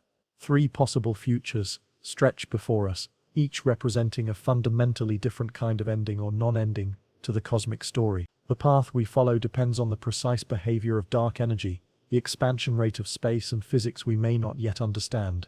These 3 scenarios, Big Rip, Big Crunch and eternal expansion, represent more than mere academic possibilities. They are potential destinies that will determine whether the universe ends in violence, collapse, or gradual decay. Each ending offers its own form of cosmic boundary, its own relationship to infinity, and its own implications for the ultimate meaning of existence. The Big Rip represents the most dramatic possible ending. In this scenario, dark energy doesn't remain constant, but grows stronger over time, accelerating cosmic expansion at an ever-increasing rate. This phantom dark energy would eventually overcome not just gravity, but all the fundamental forces that hold matter together. The progression toward a Big Rip would be inexorable and terrifying. Currently, dark energy affects only the largest scales. It drives apart galaxy clusters but doesn't influence the structure of galaxies, solar systems, or atoms. But as phantom dark energy grows stronger, its influence would penetrate smaller and smaller scales, systematically destroying every level of cosmic organization. The timeline would unfold with mathematical precision. Roughly 1.2 billion years before the Big Rip, galaxies would begin to dissolve as expansion overwhelms their gravitational binding. The Milky Way would gradually stretch apart, its spiral arms unwinding as stars drift away from each other into the accelerating cosmic flow. About 60 million years before the end, solar systems would succumb. Planets would be torn from their orbits around stars, casting them into the cold darkness of ever-expanding space. Earth would freeze solid as it separated from the sun, but this would be merely a prelude to more fundamental destruction. 30 minutes before the Big Rip, atomic nuclei themselves would be ripped apart. The strong nuclear force, which normally binds protons and neutrons with incredible strength, would be overwhelmed by the exponentially growing expansion of space. Matter would dissolve into a soup of individual nucleons scattered across rapidly expanding spacetime. In the final fraction of a second, even the fabric of spacetime itself would be torn apart. The expansion rate would approach infinity, creating a singularity not of density but of cosmic acceleration. This temporal boundary would be as absolute as the Big Bang, a moment beyond which the universe as we understand it simply cannot exist. Yet the Big Rip might not represent a true ending, but a transition to something unimaginably different. Some speculative theories suggest that tearing spacetime apart might create conditions for new universes to emerge, making the Big Rip a cosmic rebirth rather than a final death. The Big Crunch offers a different kind of dramatic ending. In this scenario, dark energy weakens over time, allowing gravity to eventually halt cosmic expansion and reverse it into contraction. The universe would begin shrinking, slowly at first, then with increasing speed as matter density grows and gravitational attraction intensifies. The approach to a Big Crunch would mirror the Big Bang in reverse, but with crucial differences. Unlike the Big Bang, which emerged from unknown initial conditions, the Big Crunch would develop from the complex structured universe we observe today. As space contracted, galaxies would merge, stars would be forced closer together, and the cosmic microwave background would blue shift into increasingly energetic radiation. Temperature would rise as the universe compressed. Eventually, stellar formation would cease as ambient temperature exceeded stellar core temperatures.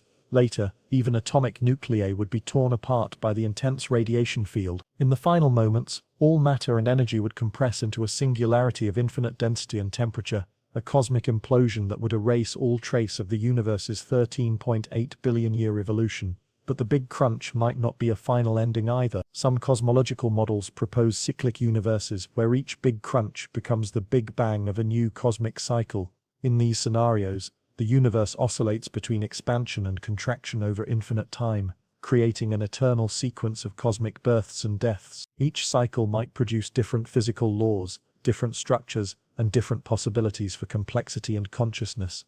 The third possibility, eternal expansion, lacks the drama of cosmic ripping or crushing but presents its own profound implications. If dark energy remains constant, the cosmological constant scenario, expansion will continue accelerating forever, but not rapidly enough to tear apart bound structures like galaxies, stars, and planets. This forever stretch would lead to the heat death scenario described earlier, but with additional complications from accelerating expansion.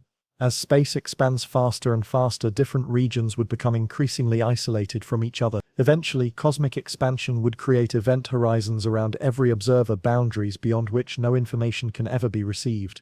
In this scenario, the observable universe would gradually shrink in terms of what new information it could contain, even as space itself expanded without limit. Each galaxy cluster would become an isolated island in an ocean of expanding space, forever cut off from communication with other islands. The ultimate fate would be cosmic loneliness on the grandest scale. Each remaining structure would slowly decay through normal thermodynamic processes, but would do so in complete isolation from all other structures. The universe would become an infinite collection of separate dying regions, each following its own path toward heat death, without any possibility of interaction or exchange. Determining which scenario will actually occur requires precise measurements of dark energy's behavior over cosmic time. Current observations suggest that dark energy has remained remarkably constant over the past several billion years, supporting the forever stretch scenario. However, our measurements cover only a small fraction of cosmic history, and dark energy's long-term evolution remains uncertain. Future observations might detect subtle changes in dark energy strength or behavior that would favor one scenario over others. The Large Synoptic Survey Telescope, Euclid Space Mission, and other next-generation instruments are designed to measure cosmic expansion with unprecedented precision, potentially revealing which cosmic destiny awaits us. But perhaps the most intriguing possibility is that none of these three scenarios correctly describes the universe's future. Our understanding of dark energy remains incomplete, and modifications to general relativity on cosmic scales might produce entirely different evolutionary paths. The universe might undergo phase transitions we cannot currently imagine, or might interact with other universes in ways that transcend our current cosmological models. What remains certain is that the universe faces a fundamental choice between different types of boundaries. The Big Rip would create a temporal boundary as absolute as the Big Bang. The Big Crunch would create a cyclic boundary that might repeat infinitely. The Forever Stretch would create asymptotic boundaries that approach but never reach final equilibrium. Each possibility offers its own perspective on cosmic meaning and human significance. In a universe heading toward the Big Rip, our existence represents a brief flowering of complexity before ultimate dissolution. In a cyclic universe ending in Big Crunch, we might be part of an eternal pattern of cosmic death and rebirth. In an eternally expanding universe, we inhabit one isolated island in an infinite archipelago of cosmic evolution. The question of which ending we face transforms our understanding of cosmic boundaries from spatial to temporal, from static to dynamic, from simple to profound. The edge of the universe might not be a place but a moment, not where space ends but when possibility itself reaches its ultimate limit or transformation. Imagine zooming into the fabric of space-time itself, magnifying your view far beyond atoms, beyond nuclei, beyond quarks, into the deepest microscopic realm that physics can probe. At first, space appears smooth and continuous, like a perfect geometric surface extending infinitely in all directions. But as your magnification increases beyond anything achievable by current technology, approaching the Planck scale, distances of about 10^35 meters, something extraordinary begins to happen. The smooth fabric of spacetime starts to bubble and foam, virtual particles flash in and out of existence. The very geometry of space begins to fluctuate wildly, creating a seething quantum foam where the normal rules of physics break down, and the concepts of distance, time, and even existence itself become fuzzy and uncertain. Oh, this is the Planck scale, named after Max Planck, the physicist who first identified the fundamental units that govern quantum mechanics. At this scale, quantum uncertainty becomes so extreme that space-time itself cannot maintain a definite structure. Instead of the smooth continuum that Einstein's general relativity describes, space becomes a probabilistic froth of quantum fluctuations. The implications for cosmic boundaries are profound. If space itself is made of discrete quantum units, Planck-scale pixels of spacetime, then the universe might be fundamentally digital rather than analog, like a computer screen that appears smooth from a distance, but reveals individual pixels under magnification. Spacetime might be composed of indivisible units that cannot be subdivided further. This quantum granularity could resolve some of the deepest paradoxes about cosmic infinity. If space comes in minimum-sized units, then even an apparently infinite universe might contain only a finite, though enormous number of these spatial pixels. The infinity would be an illusion created by our limited perspective, much like how a high-resolution computer image can appear continuous despite being composed of discrete pixels. Loop quantum gravity, one of the leading approaches to quantum spacetime, suggests exactly this kind of discrete structure. In this theory, space is woven from tiny loops of gravitational field, each occupying one unit of Planck-scale volume. These loops connect to form networks that create the illusion of smooth spacetime at larger scales, but reveal their discrete nature when examined with sufficient precision.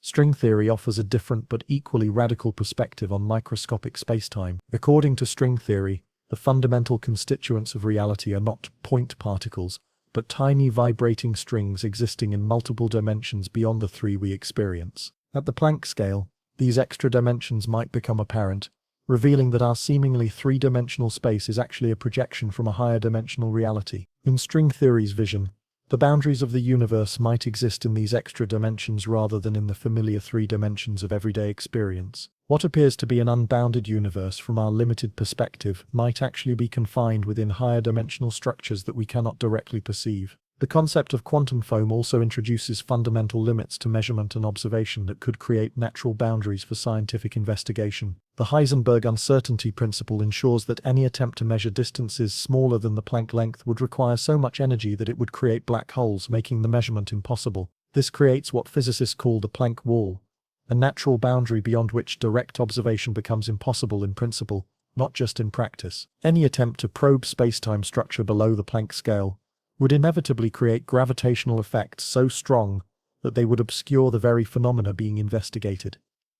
The Planck wall might represent the ultimate boundary of scientific knowledge about cosmic structure. Just as the cosmic horizon represents the observational limit for astronomy, the Planck scale represents the theoretical limit for physics. Beyond this boundary, questions about the nature of space and time might become literally meaningless. Yet, quantum foam might also provide clues about cosmic origins and ultimate fate. Some theories suggest that the Big Bang itself emerged from quantum fluctuations in pre-existing spacetime foam. In this view, our universe began as a rare, large-scale fluctuation that grew through cosmic inflation into the vast cosmos we observe today. If this interpretation is correct, then the Big Bang boundary might not represent the absolute beginning of time, but rather a transition from the quantum foam regime to classical spacetime. Before the Big Bang, time and space might have existed in some form, but in such a quantum fluctuating state that conventional physics cannot describe their behavior. Looking toward the future, quantum foam effects might also influence the universe's ultimate fate. Some speculative theories suggest that spacetime's discrete structure could prevent singularities from forming, potentially avoiding both the Big Rip and Big Crunch scenarios. Instead of reaching infinite density or infinite expansion rate, the universe might undergo quantum transitions to new phases that cannot be described by classical physics.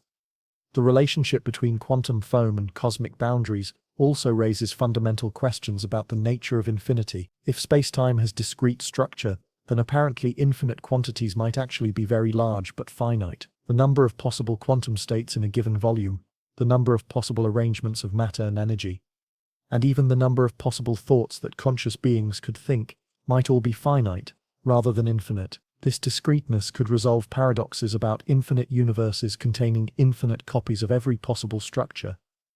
In a quantum foam universe, there might be only a finite, though enormous, number of possible arrangements of matter within any finite volume. This would eliminate the infinite repetition that mathematical infinity seems to require.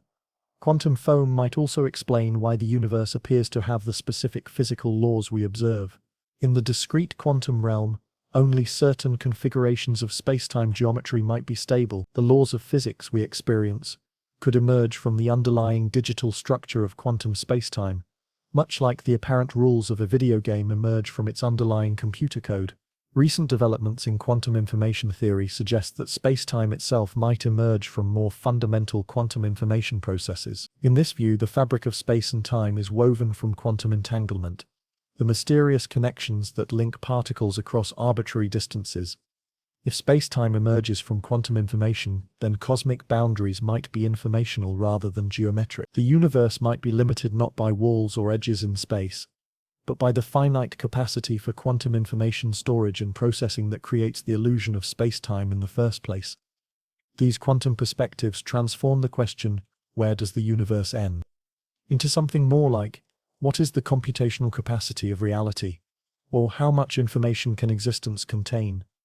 The boundaries become limits of information and computation rather than barriers in space or time. Experimental tests of quantum foam remain beyond current technology, but future developments in gravitational wave detection, particle accelerators, or quantum computers might provide indirect evidence for spacetime's discrete structure. These experiments could reveal whether the smooth continuum of Einstein's spacetime is fundamental reality, or merely an approximation that breaks down at the smallest scales. The quantum foam perspective suggests that the ultimate boundaries of the universe might exist not at cosmic distances, but at microscopic scales, not in the vast emptiness between galaxies, but in the seething quantum activity that underlies every point in space. The edge of the universe might be everywhere, and nowhere, written into the discrete structure of spacetime itself at scales so small that even atoms are vast by comparison. In this quantum view, we exist not on the surface of spacetime, but within its digital fabric, our thoughts and experiences emerging from the same quantum information processes that weave space and time from pure possibility into experienced reality. Stand in front of a hologram and something remarkable happens. The three-dimensional image appears to float in space, but when you try to touch it, your hand passes through empty air. The entire three-dimensional scene is actually encoded on a two-dimensional surface. The holographic plate, with no information stored in the apparently three-dimensional space. The image seems to occupy. Now imagine that our entire universe works the same way. What if all the three-dimensional space we experience with its galaxies, planets, and particles is actually a holographic projection from information encoded on a two-dimensional boundary. This isn't science fiction, it's one of the most profound ideas in modern theoretical physics, and it suggests that the universe's edge might not be where we think it is. The holographic principle emerged from black hole physics in the 1970s, when Jacob Bekenstein and Stephen Hawking discovered that black holes have entropy, a measure of information content proportional to their surface area rather than their volume. This was deeply puzzling because entropy usually scales with volume. A box twice as wide, tall and deep can hold 8 times as much stuff, and therefore 8 times as much information.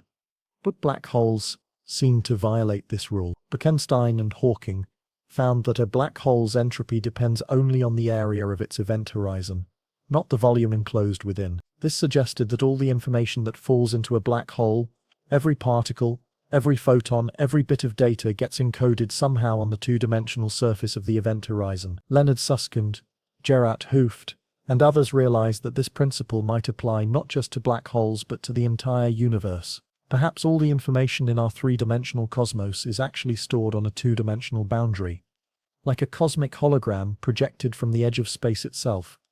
This holographic principle transforms our understanding of cosmic boundaries in radical ways. Instead of asking, where does three-dimensional space end? We might ask, where is the two-dimensional surface that contains all cosmic information?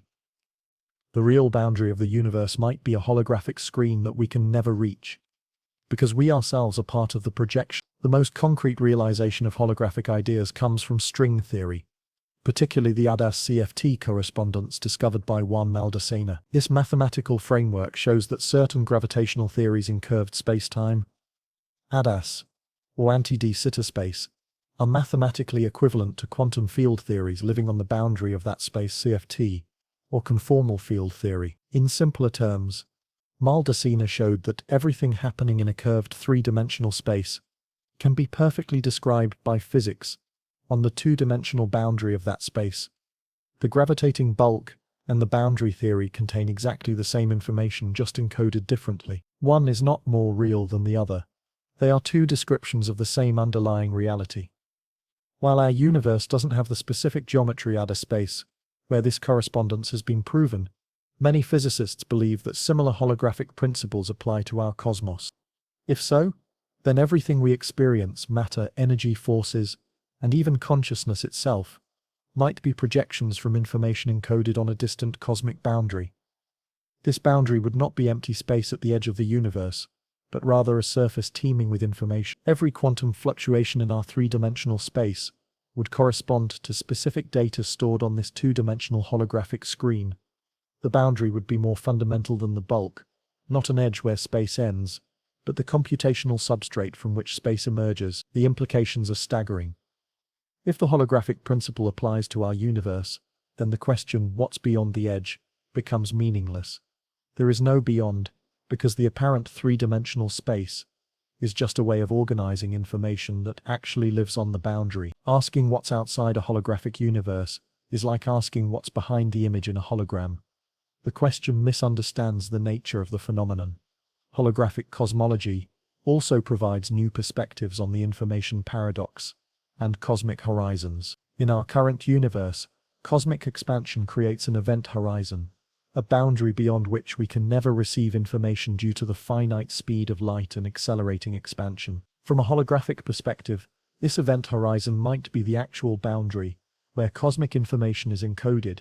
As space expands and this cosmic horizon grows, new information gets added to the holographic boundary. The growth of cosmic structure, the evolution of galaxies, and the development of complexity throughout the universe would all correspond to the accumulation of new data on this expanding holographic surface. This perspective could resolve puzzles about cosmic infinity. If the universe is holographic, then even if three-dimensional space appears infinite, the information content might be finite, because it's stored on a two-dimensional boundary. The boundary's finite area could impose fundamental limits on how much information the universe can contain, making cosmic infinity impossible regardless of how space appears to extend. Holographic ideas also suggest new possibilities for cosmic computation and consciousness. If our brains are holographic projections from information on a cosmic boundary, then consciousness itself might be a form of information processing happening on this fundamental two-dimensional substrate. Our thoughts, memories, and experiences would be patterns of data flowing across the holographic boundary that defines reality itself. Some physicists speculate that the holographic principle might explain fine-tuning problems in cosmology. If the fundamental hardware of reality is two-dimensional information processing on a cosmic boundary, then the apparent three-dimensional physics we observe might emerge from computational processes optimized for complexity and information storage. The laws of physics might be more like software running on a cosmic computer than fundamental features of three-dimensional space. Testing holographic ideas remains extremely challenging because we are embedded within the holographic projection and cannot step outside to observe the boundary directly.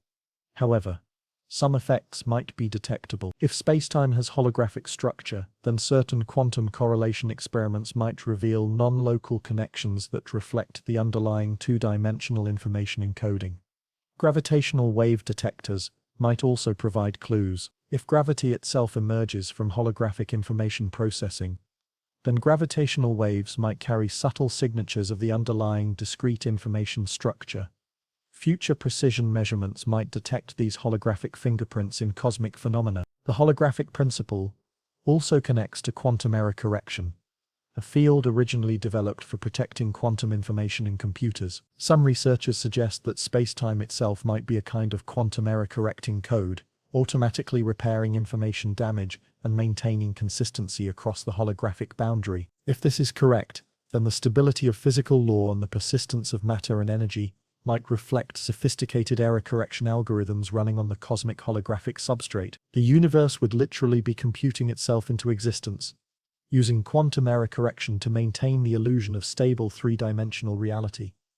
These ideas transform cosmic boundaries from geometric edges to informational limits. The universe might end not where space stops extending, but where information storage capacity reaches its maximum. The boundary would be both everywhere and nowhere. Everywhere, because every point in space is part of the holographic projection. Nowhere, because the true boundary exists in a different dimension than the space we experience. Perhaps most profoundly, holographic cosmology suggests that the search for cosmic edges might be fundamentally misdirected. Instead of looking outward to distant spatial boundaries, we might need to look inward to the information-theoretic principles that give rise to the appearance of space itself. The edge of the universe might not be a place, but a principle, the holographic principle that determines how much information can be encoded in cosmic reality. In this view, we don't live inside a bounded space, but within a bounded information system, projected from a two-dimensional cosmic screen that contains all possible knowledge about everything that ever was, is, or could be. The ultimate boundary might be written not in the stars, but in the mathematics of information itself, encoding our entire three-dimensional existence in the quantum fluctuations of an ultimately two-dimensional cosmic hologram. You're reading these words right now, processing information through neural networks in your brain, experiencing what feels like consciousness in a three-dimensional universe filled with matter, energy, and physical law.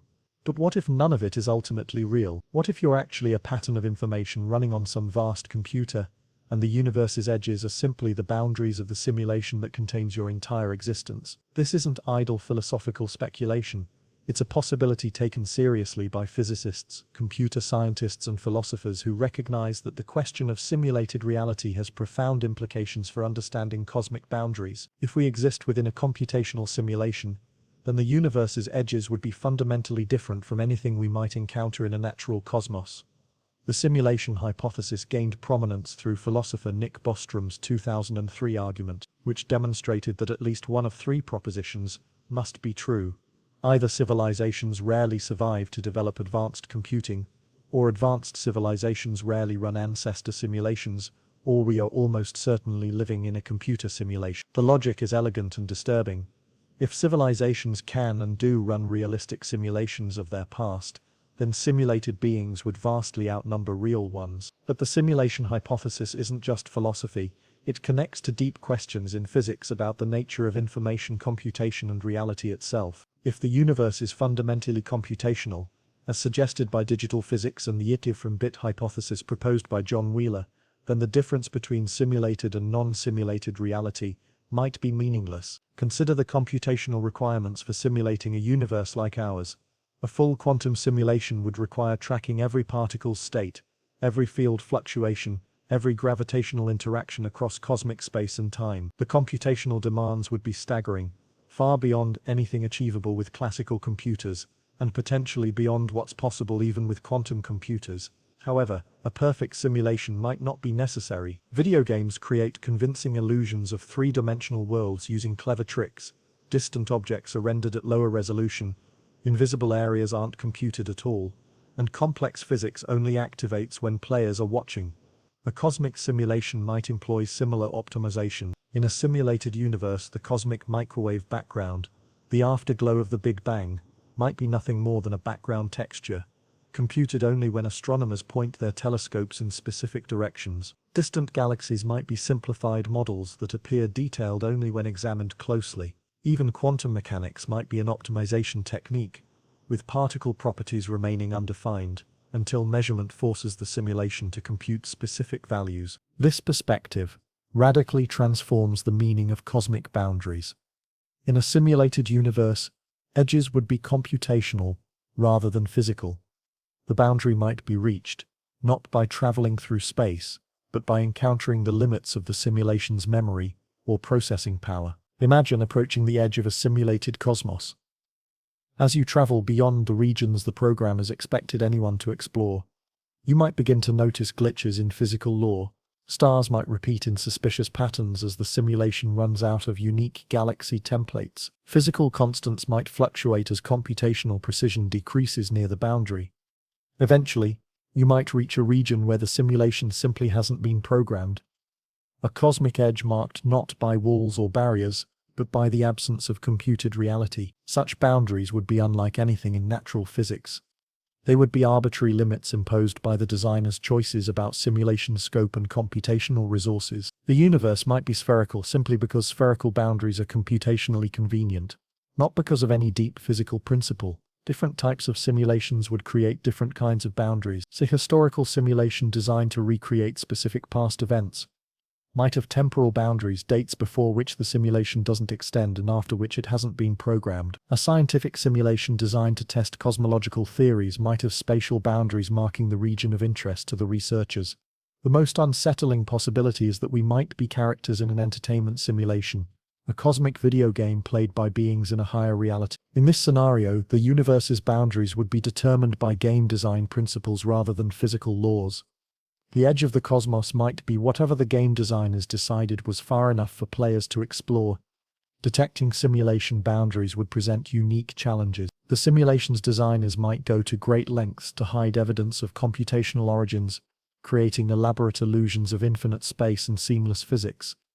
But certain signatures might still be detectable to sufficiently careful observers. Pixelation effects might appear at the smallest scales, if space and time are discretized for computational efficiency. The Planck scale, where quantum foam effects dominate, might actually be the resolution limit of cosmic computation rather than a fundamental feature of physics. Tests of Bell's inequalities and other quantum phenomena might reveal computational shortcuts that violate the expectations of natural quantum mechanics. Computational limits might also create correlations in apparently random phenomena. If the simulation uses pseudo-random number generators, patterns might eventually repeat on very long timescales or large distance scales. The cosmic microwave background, quantum vacuum fluctuations, or radioactive decay might show subtle signatures of algorithmic generation rather than true randomness. But perhaps the most profound implication of the simulation hypothesis is that traditional questions about cosmic boundaries become secondary to questions about computational boundaries. Instead of asking, "Where does space end?" we might ask, "How much memory does reality have?" Instead of wondering about infinite universes, we might wonder about the processing power of the computers that run existence itself.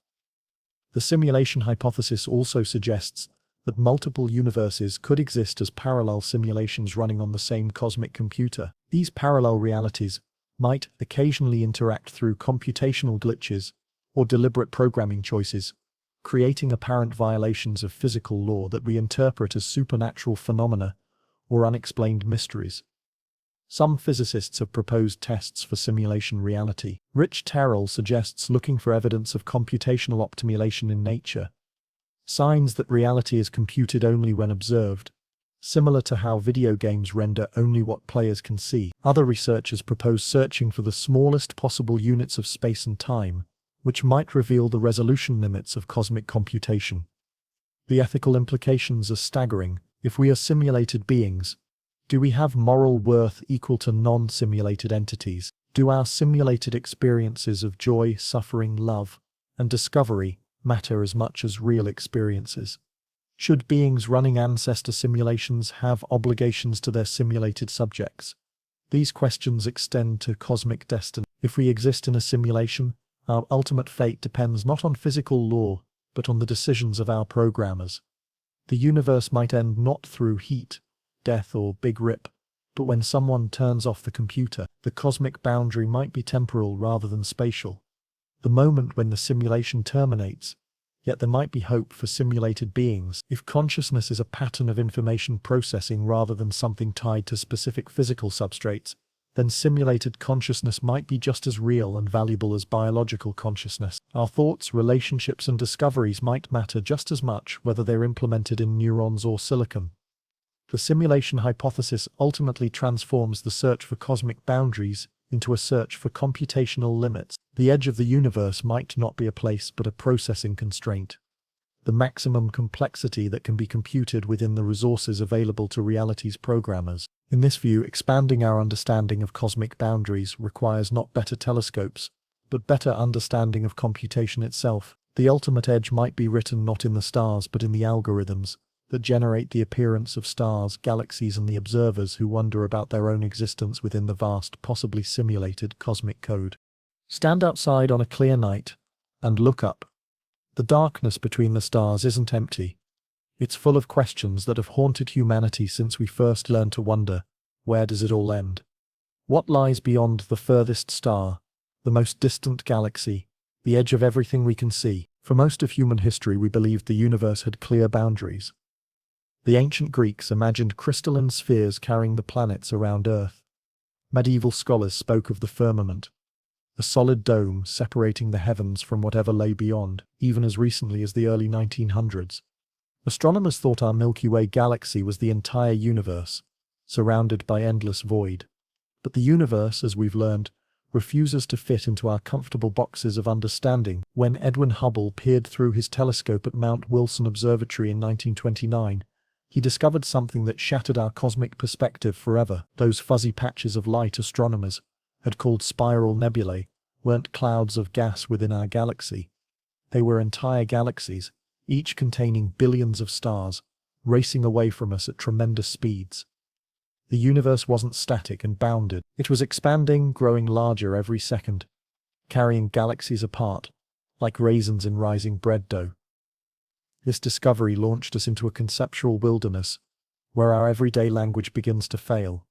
How do you describe something that has no edge, but isn't infinite? How do you explain expansion when there's nothing to expand into? How do you map a territory that has no borders? Consider the observable universe, the sphere of space from which light has had time to reach us since the Big Bang. It stretches roughly 46.5 billion light-years in every direction, encompassing perhaps 2 trillion galaxies. But here's where language becomes slippery. This isn't the edge of the universe. It's merely the edge of what we can see, like the horizon on Earth. Just as the ocean continues beyond where your eyes can reach, the universe extends far beyond our cosmic horizon. Scientists have developed mathematical tools to probe these questions, but mathematics itself becomes a kind of translation, converting the incomprehensible into symbols we can manipulate. When cosmologists speak of flat or curved spacetime, they're using geometry to describe something that has no physical analogy in our experience. When they calculate that the universe might be infinite, they're wrestling with a concept that our finite minds can define, but never truly grasp. The struggle isn't just mathematical, it's linguistic. Our words evolved to describe the world of medium-sized objects moving at moderate speeds across familiar distances. We have precise terms for the space between your hand and this page, but we stumble when trying to describe the space between galaxy clusters, let alone the space that might exist beyond the universe itself. Think about the word beyond. It implies movement from here to there, crossing a boundary into something else. But what if there is no boundary? What if beyond is a concept that simply doesn't apply? We're like fish trying to understand the word dry. Our entire conceptual framework is soaked in assumptions that may not hold at the largest scales, Modern cosmology has revealed three possible geometries for our universe, each with profound implications for the question of edges. If the universe has positive curvature, it's like the surface of a sphere, finite, but without boundaries, where traveling in a straight line eventually brings you back to your starting point. If it has negative curvature, it resembles a saddle shape, potentially infinite and expanding forever. If it's flat, as current observations suggest, it could be either finite or infinite, depending on its overall topology. But even these mathematical descriptions bump against the limits of comprehension. What does it mean for space itself to be curved when we can only experience curvature as objects bending through space? How do we visualize infinite space when infinity isn't a place, but a process, a counting that never ends? The ancient Greek philosopher Aristotle argued that the universe must be finite, because infinity was logically problematic. How could you traverse an infinite distance? How could an infinite series of causes lead to any particular effect? His medieval interpreters imagined God existing outside the cosmic sphere, but this only pushed the boundary question one step further. If God exists somewhere, doesn't that somewhere become part of the universe? These aren't merely academic puzzles, they reveal something profound about the relationship between human consciousness and cosmic reality. We are pattern-seeking creatures who evolved to navigate a world of objects, boundaries, and finite spaces.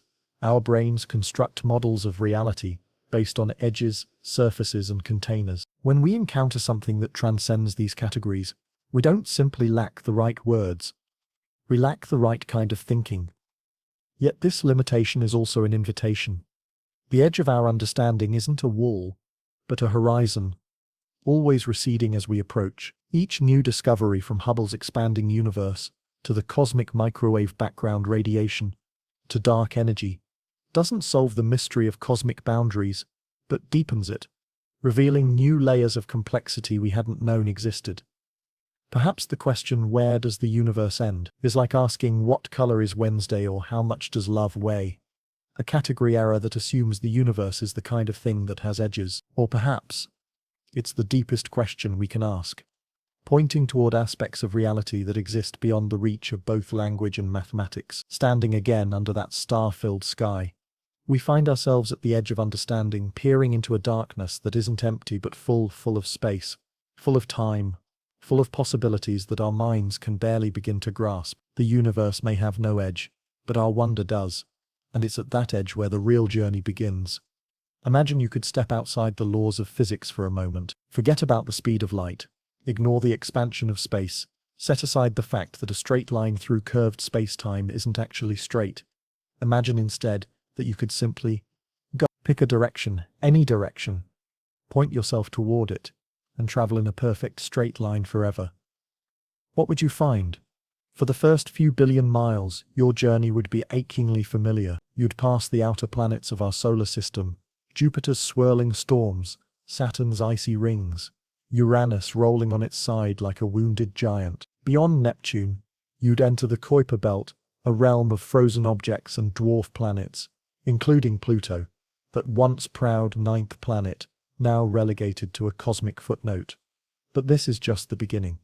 Keep going. After traveling for months, at impossible speeds, you'd reach the heliopause, the boundary where our sun's influence finally weakens and the true interstellar medium begins. Here, the solar wind that has pushed against your back since leaving Earth finally dies away, replaced by the thin, cold plasma that fills the space between stars. You're now in the local bubble, a region of hot, low-density gas carved out by ancient supernovae explosions. The nearest star, Proxima Centauri, lies 4 light-years away, a distance so vast that if Earth were a marble, this gap would stretch from New York to Tokyo. As you approach, you discover it's not alone, but part of a triple star system, with 2 sun-like stars locked in a cosmic dance. Perhaps you'd find planets here.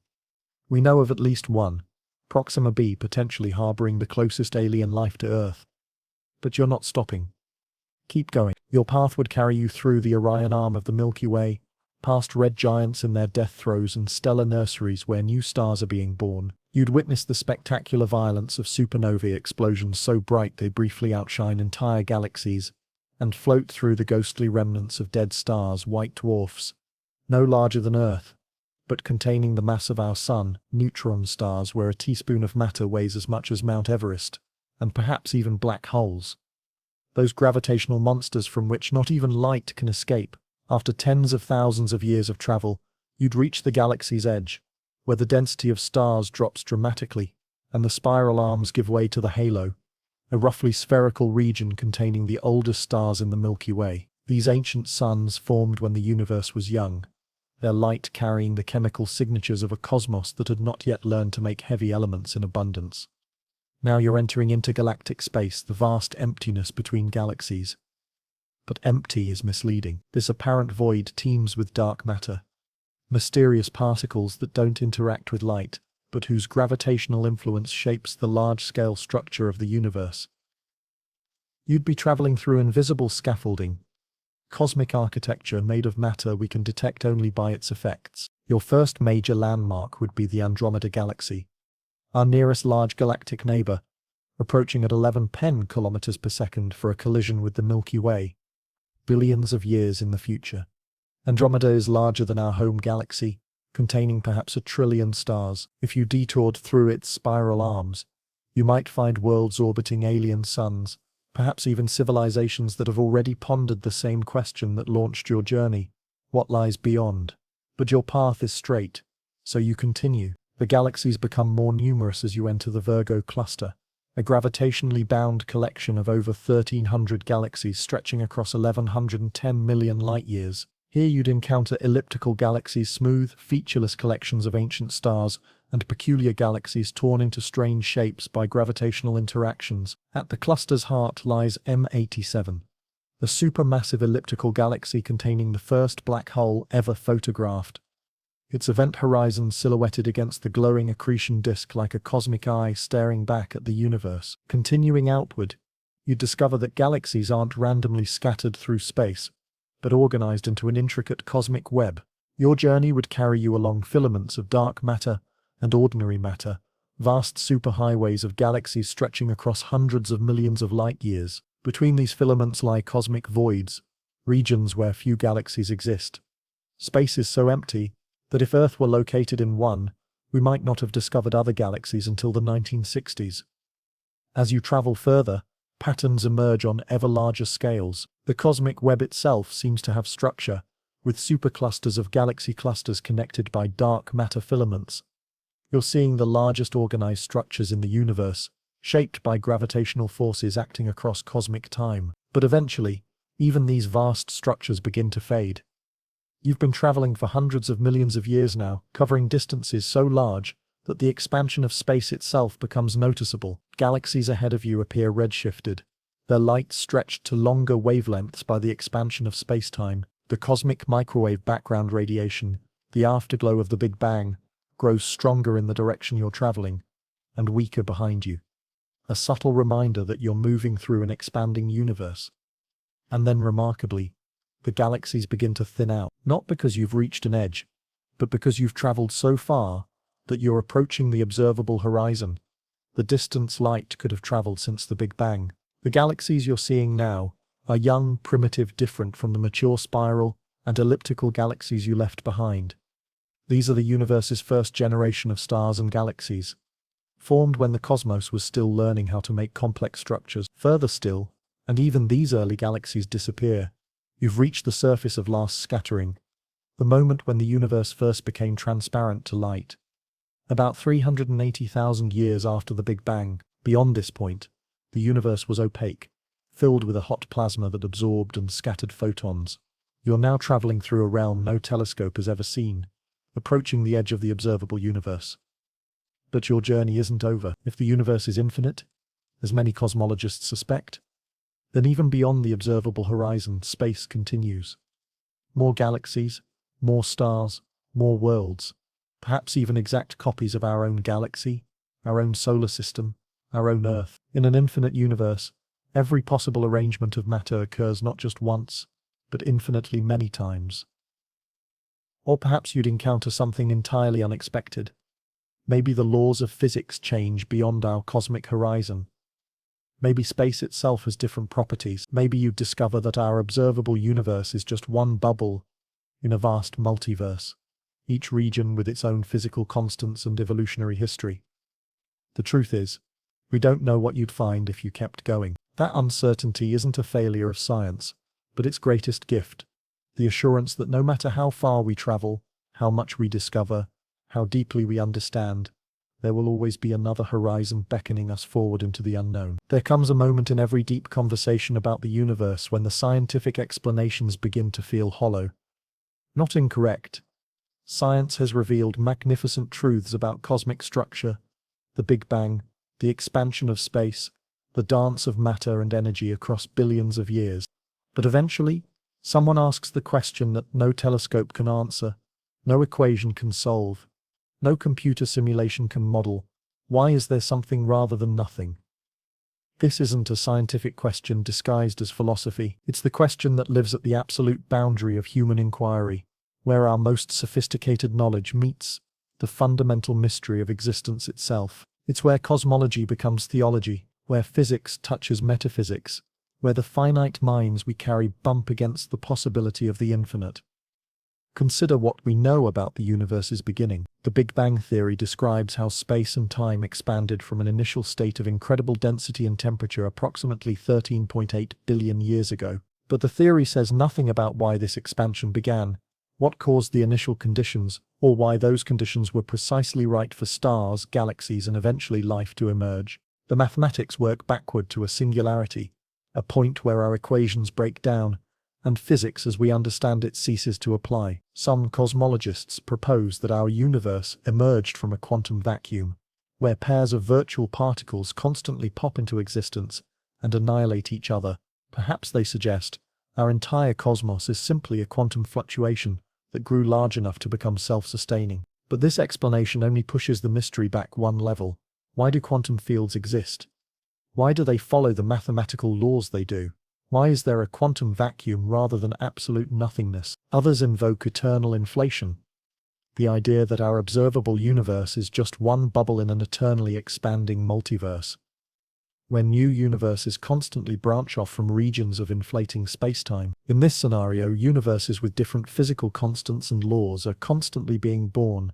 We exist in this particular universe because its properties allow for stars, planets, and life, a kind of cosmic natural selection. But again, the deepest question remains: why does this multiverse-generating mechanism exist? Why inflation? Why quantum fields? Why anything at all? This is where many scientists encounter what philosopher David Chalmers calls the hard problem, not just explaining how something works, but why there's something there to work in the first place. It's the difference between describing how consciousness emerges from neural activity and explaining why there's subjective experience at all. It's the difference between mapping the cosmic web and understanding why there's a cosmos to map. Throughout history, humans have reached for transcendent explanations when natural ones run out. If the universe had a beginning, something must have caused that beginning. If physical laws govern cosmic evolution, something must have established those laws. If the constants of nature are fine-tuned for life, someone must have done the tuning. The cosmological argument for God's existence: everything that begins to exist has a cause. The universe began to exist, therefore the universe has a cause, remains as compelling today as it was to medieval philosophers. But modern cosmology has complicated this argument in fascinating ways. If time itself began with the Big Bang, what does it mean to speak of a cause that exists before time? How do we apply concepts like causation, which depend on temporal sequence, to the origin of time itself? Some theologians have embraced this mystery, arguing that God exists outside time altogether, not as a being who existed before the universe, but as the eternal ground of being from which temporal existence springs. Others have found in modern physics hints of deeper spiritual truths. The quantum mechanical principle that observation affects reality suggests to some that consciousness plays a fundamental role in shaping the physical world. The anthropic principle, the observation that universal constants seem remarkably well tuned for the emergence of complexity in life, hints to many that our universe is not accidental, but purposeful. Yet, for every physicist who sees God in the quantum foam, another sees only the limits of current knowledge. What appears supernatural today may be natural tomorrow, once we develop better theories and more sensitive instruments. The history of science is largely the history of natural explanations replacing supernatural ones.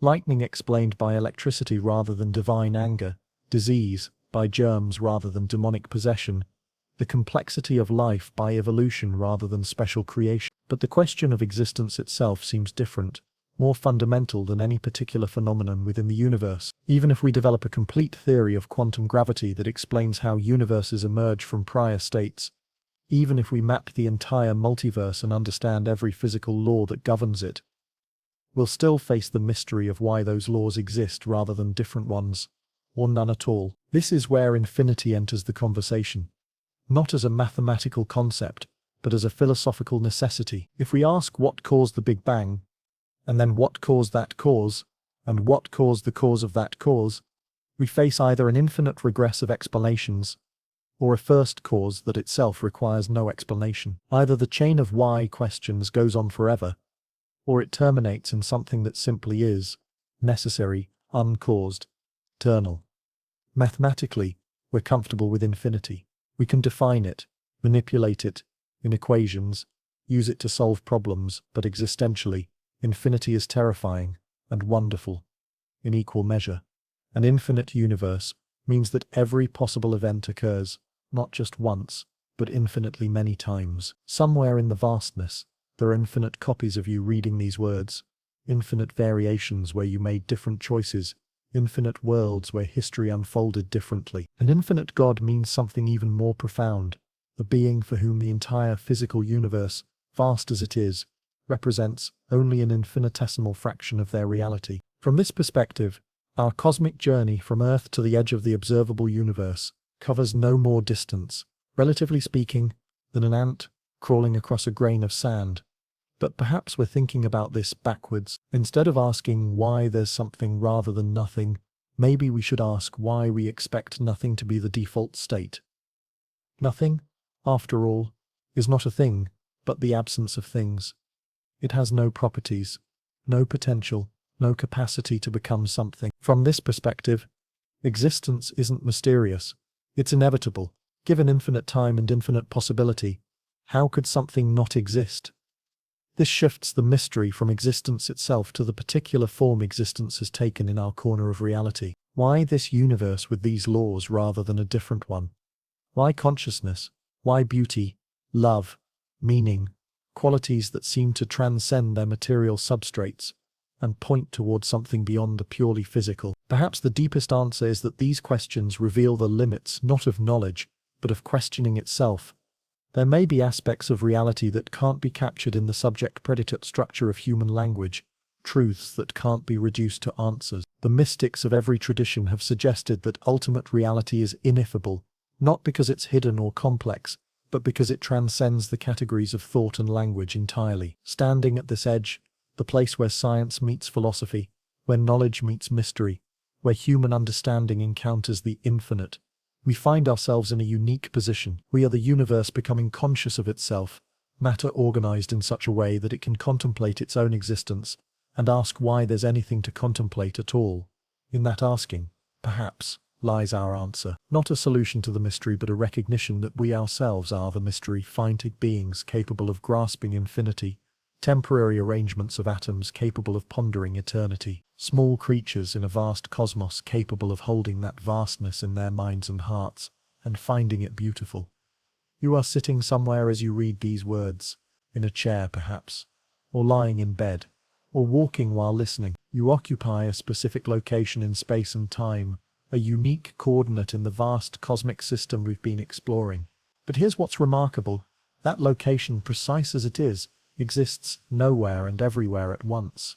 There is no center to the universe, no special place from which all distances are measured, no cosmic address that reads Universe, Sector 7, Local Group, Milky Way, Solar System, Third Rock from the Sun. Every point in space can legitimately claim to be the center, because the expansion of the universe looks the same from every vantage point.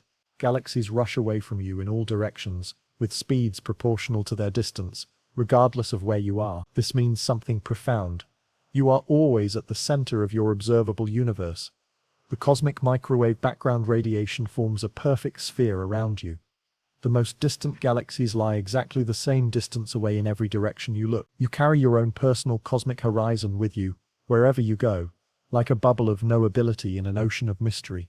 Consider what this means for your place in the cosmos. In medieval cosmology, Earth sat at the center of everything, but this was considered the universe's least significant point, the bottom of creation, farthest from the divine realm of the celestial spheres.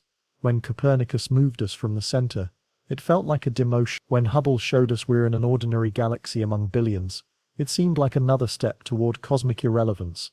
But modern cosmology has given us something unexpected, a universe where every point is central, where every observer is at the heart of their own cosmic story. You're not displaced from the center of the universe.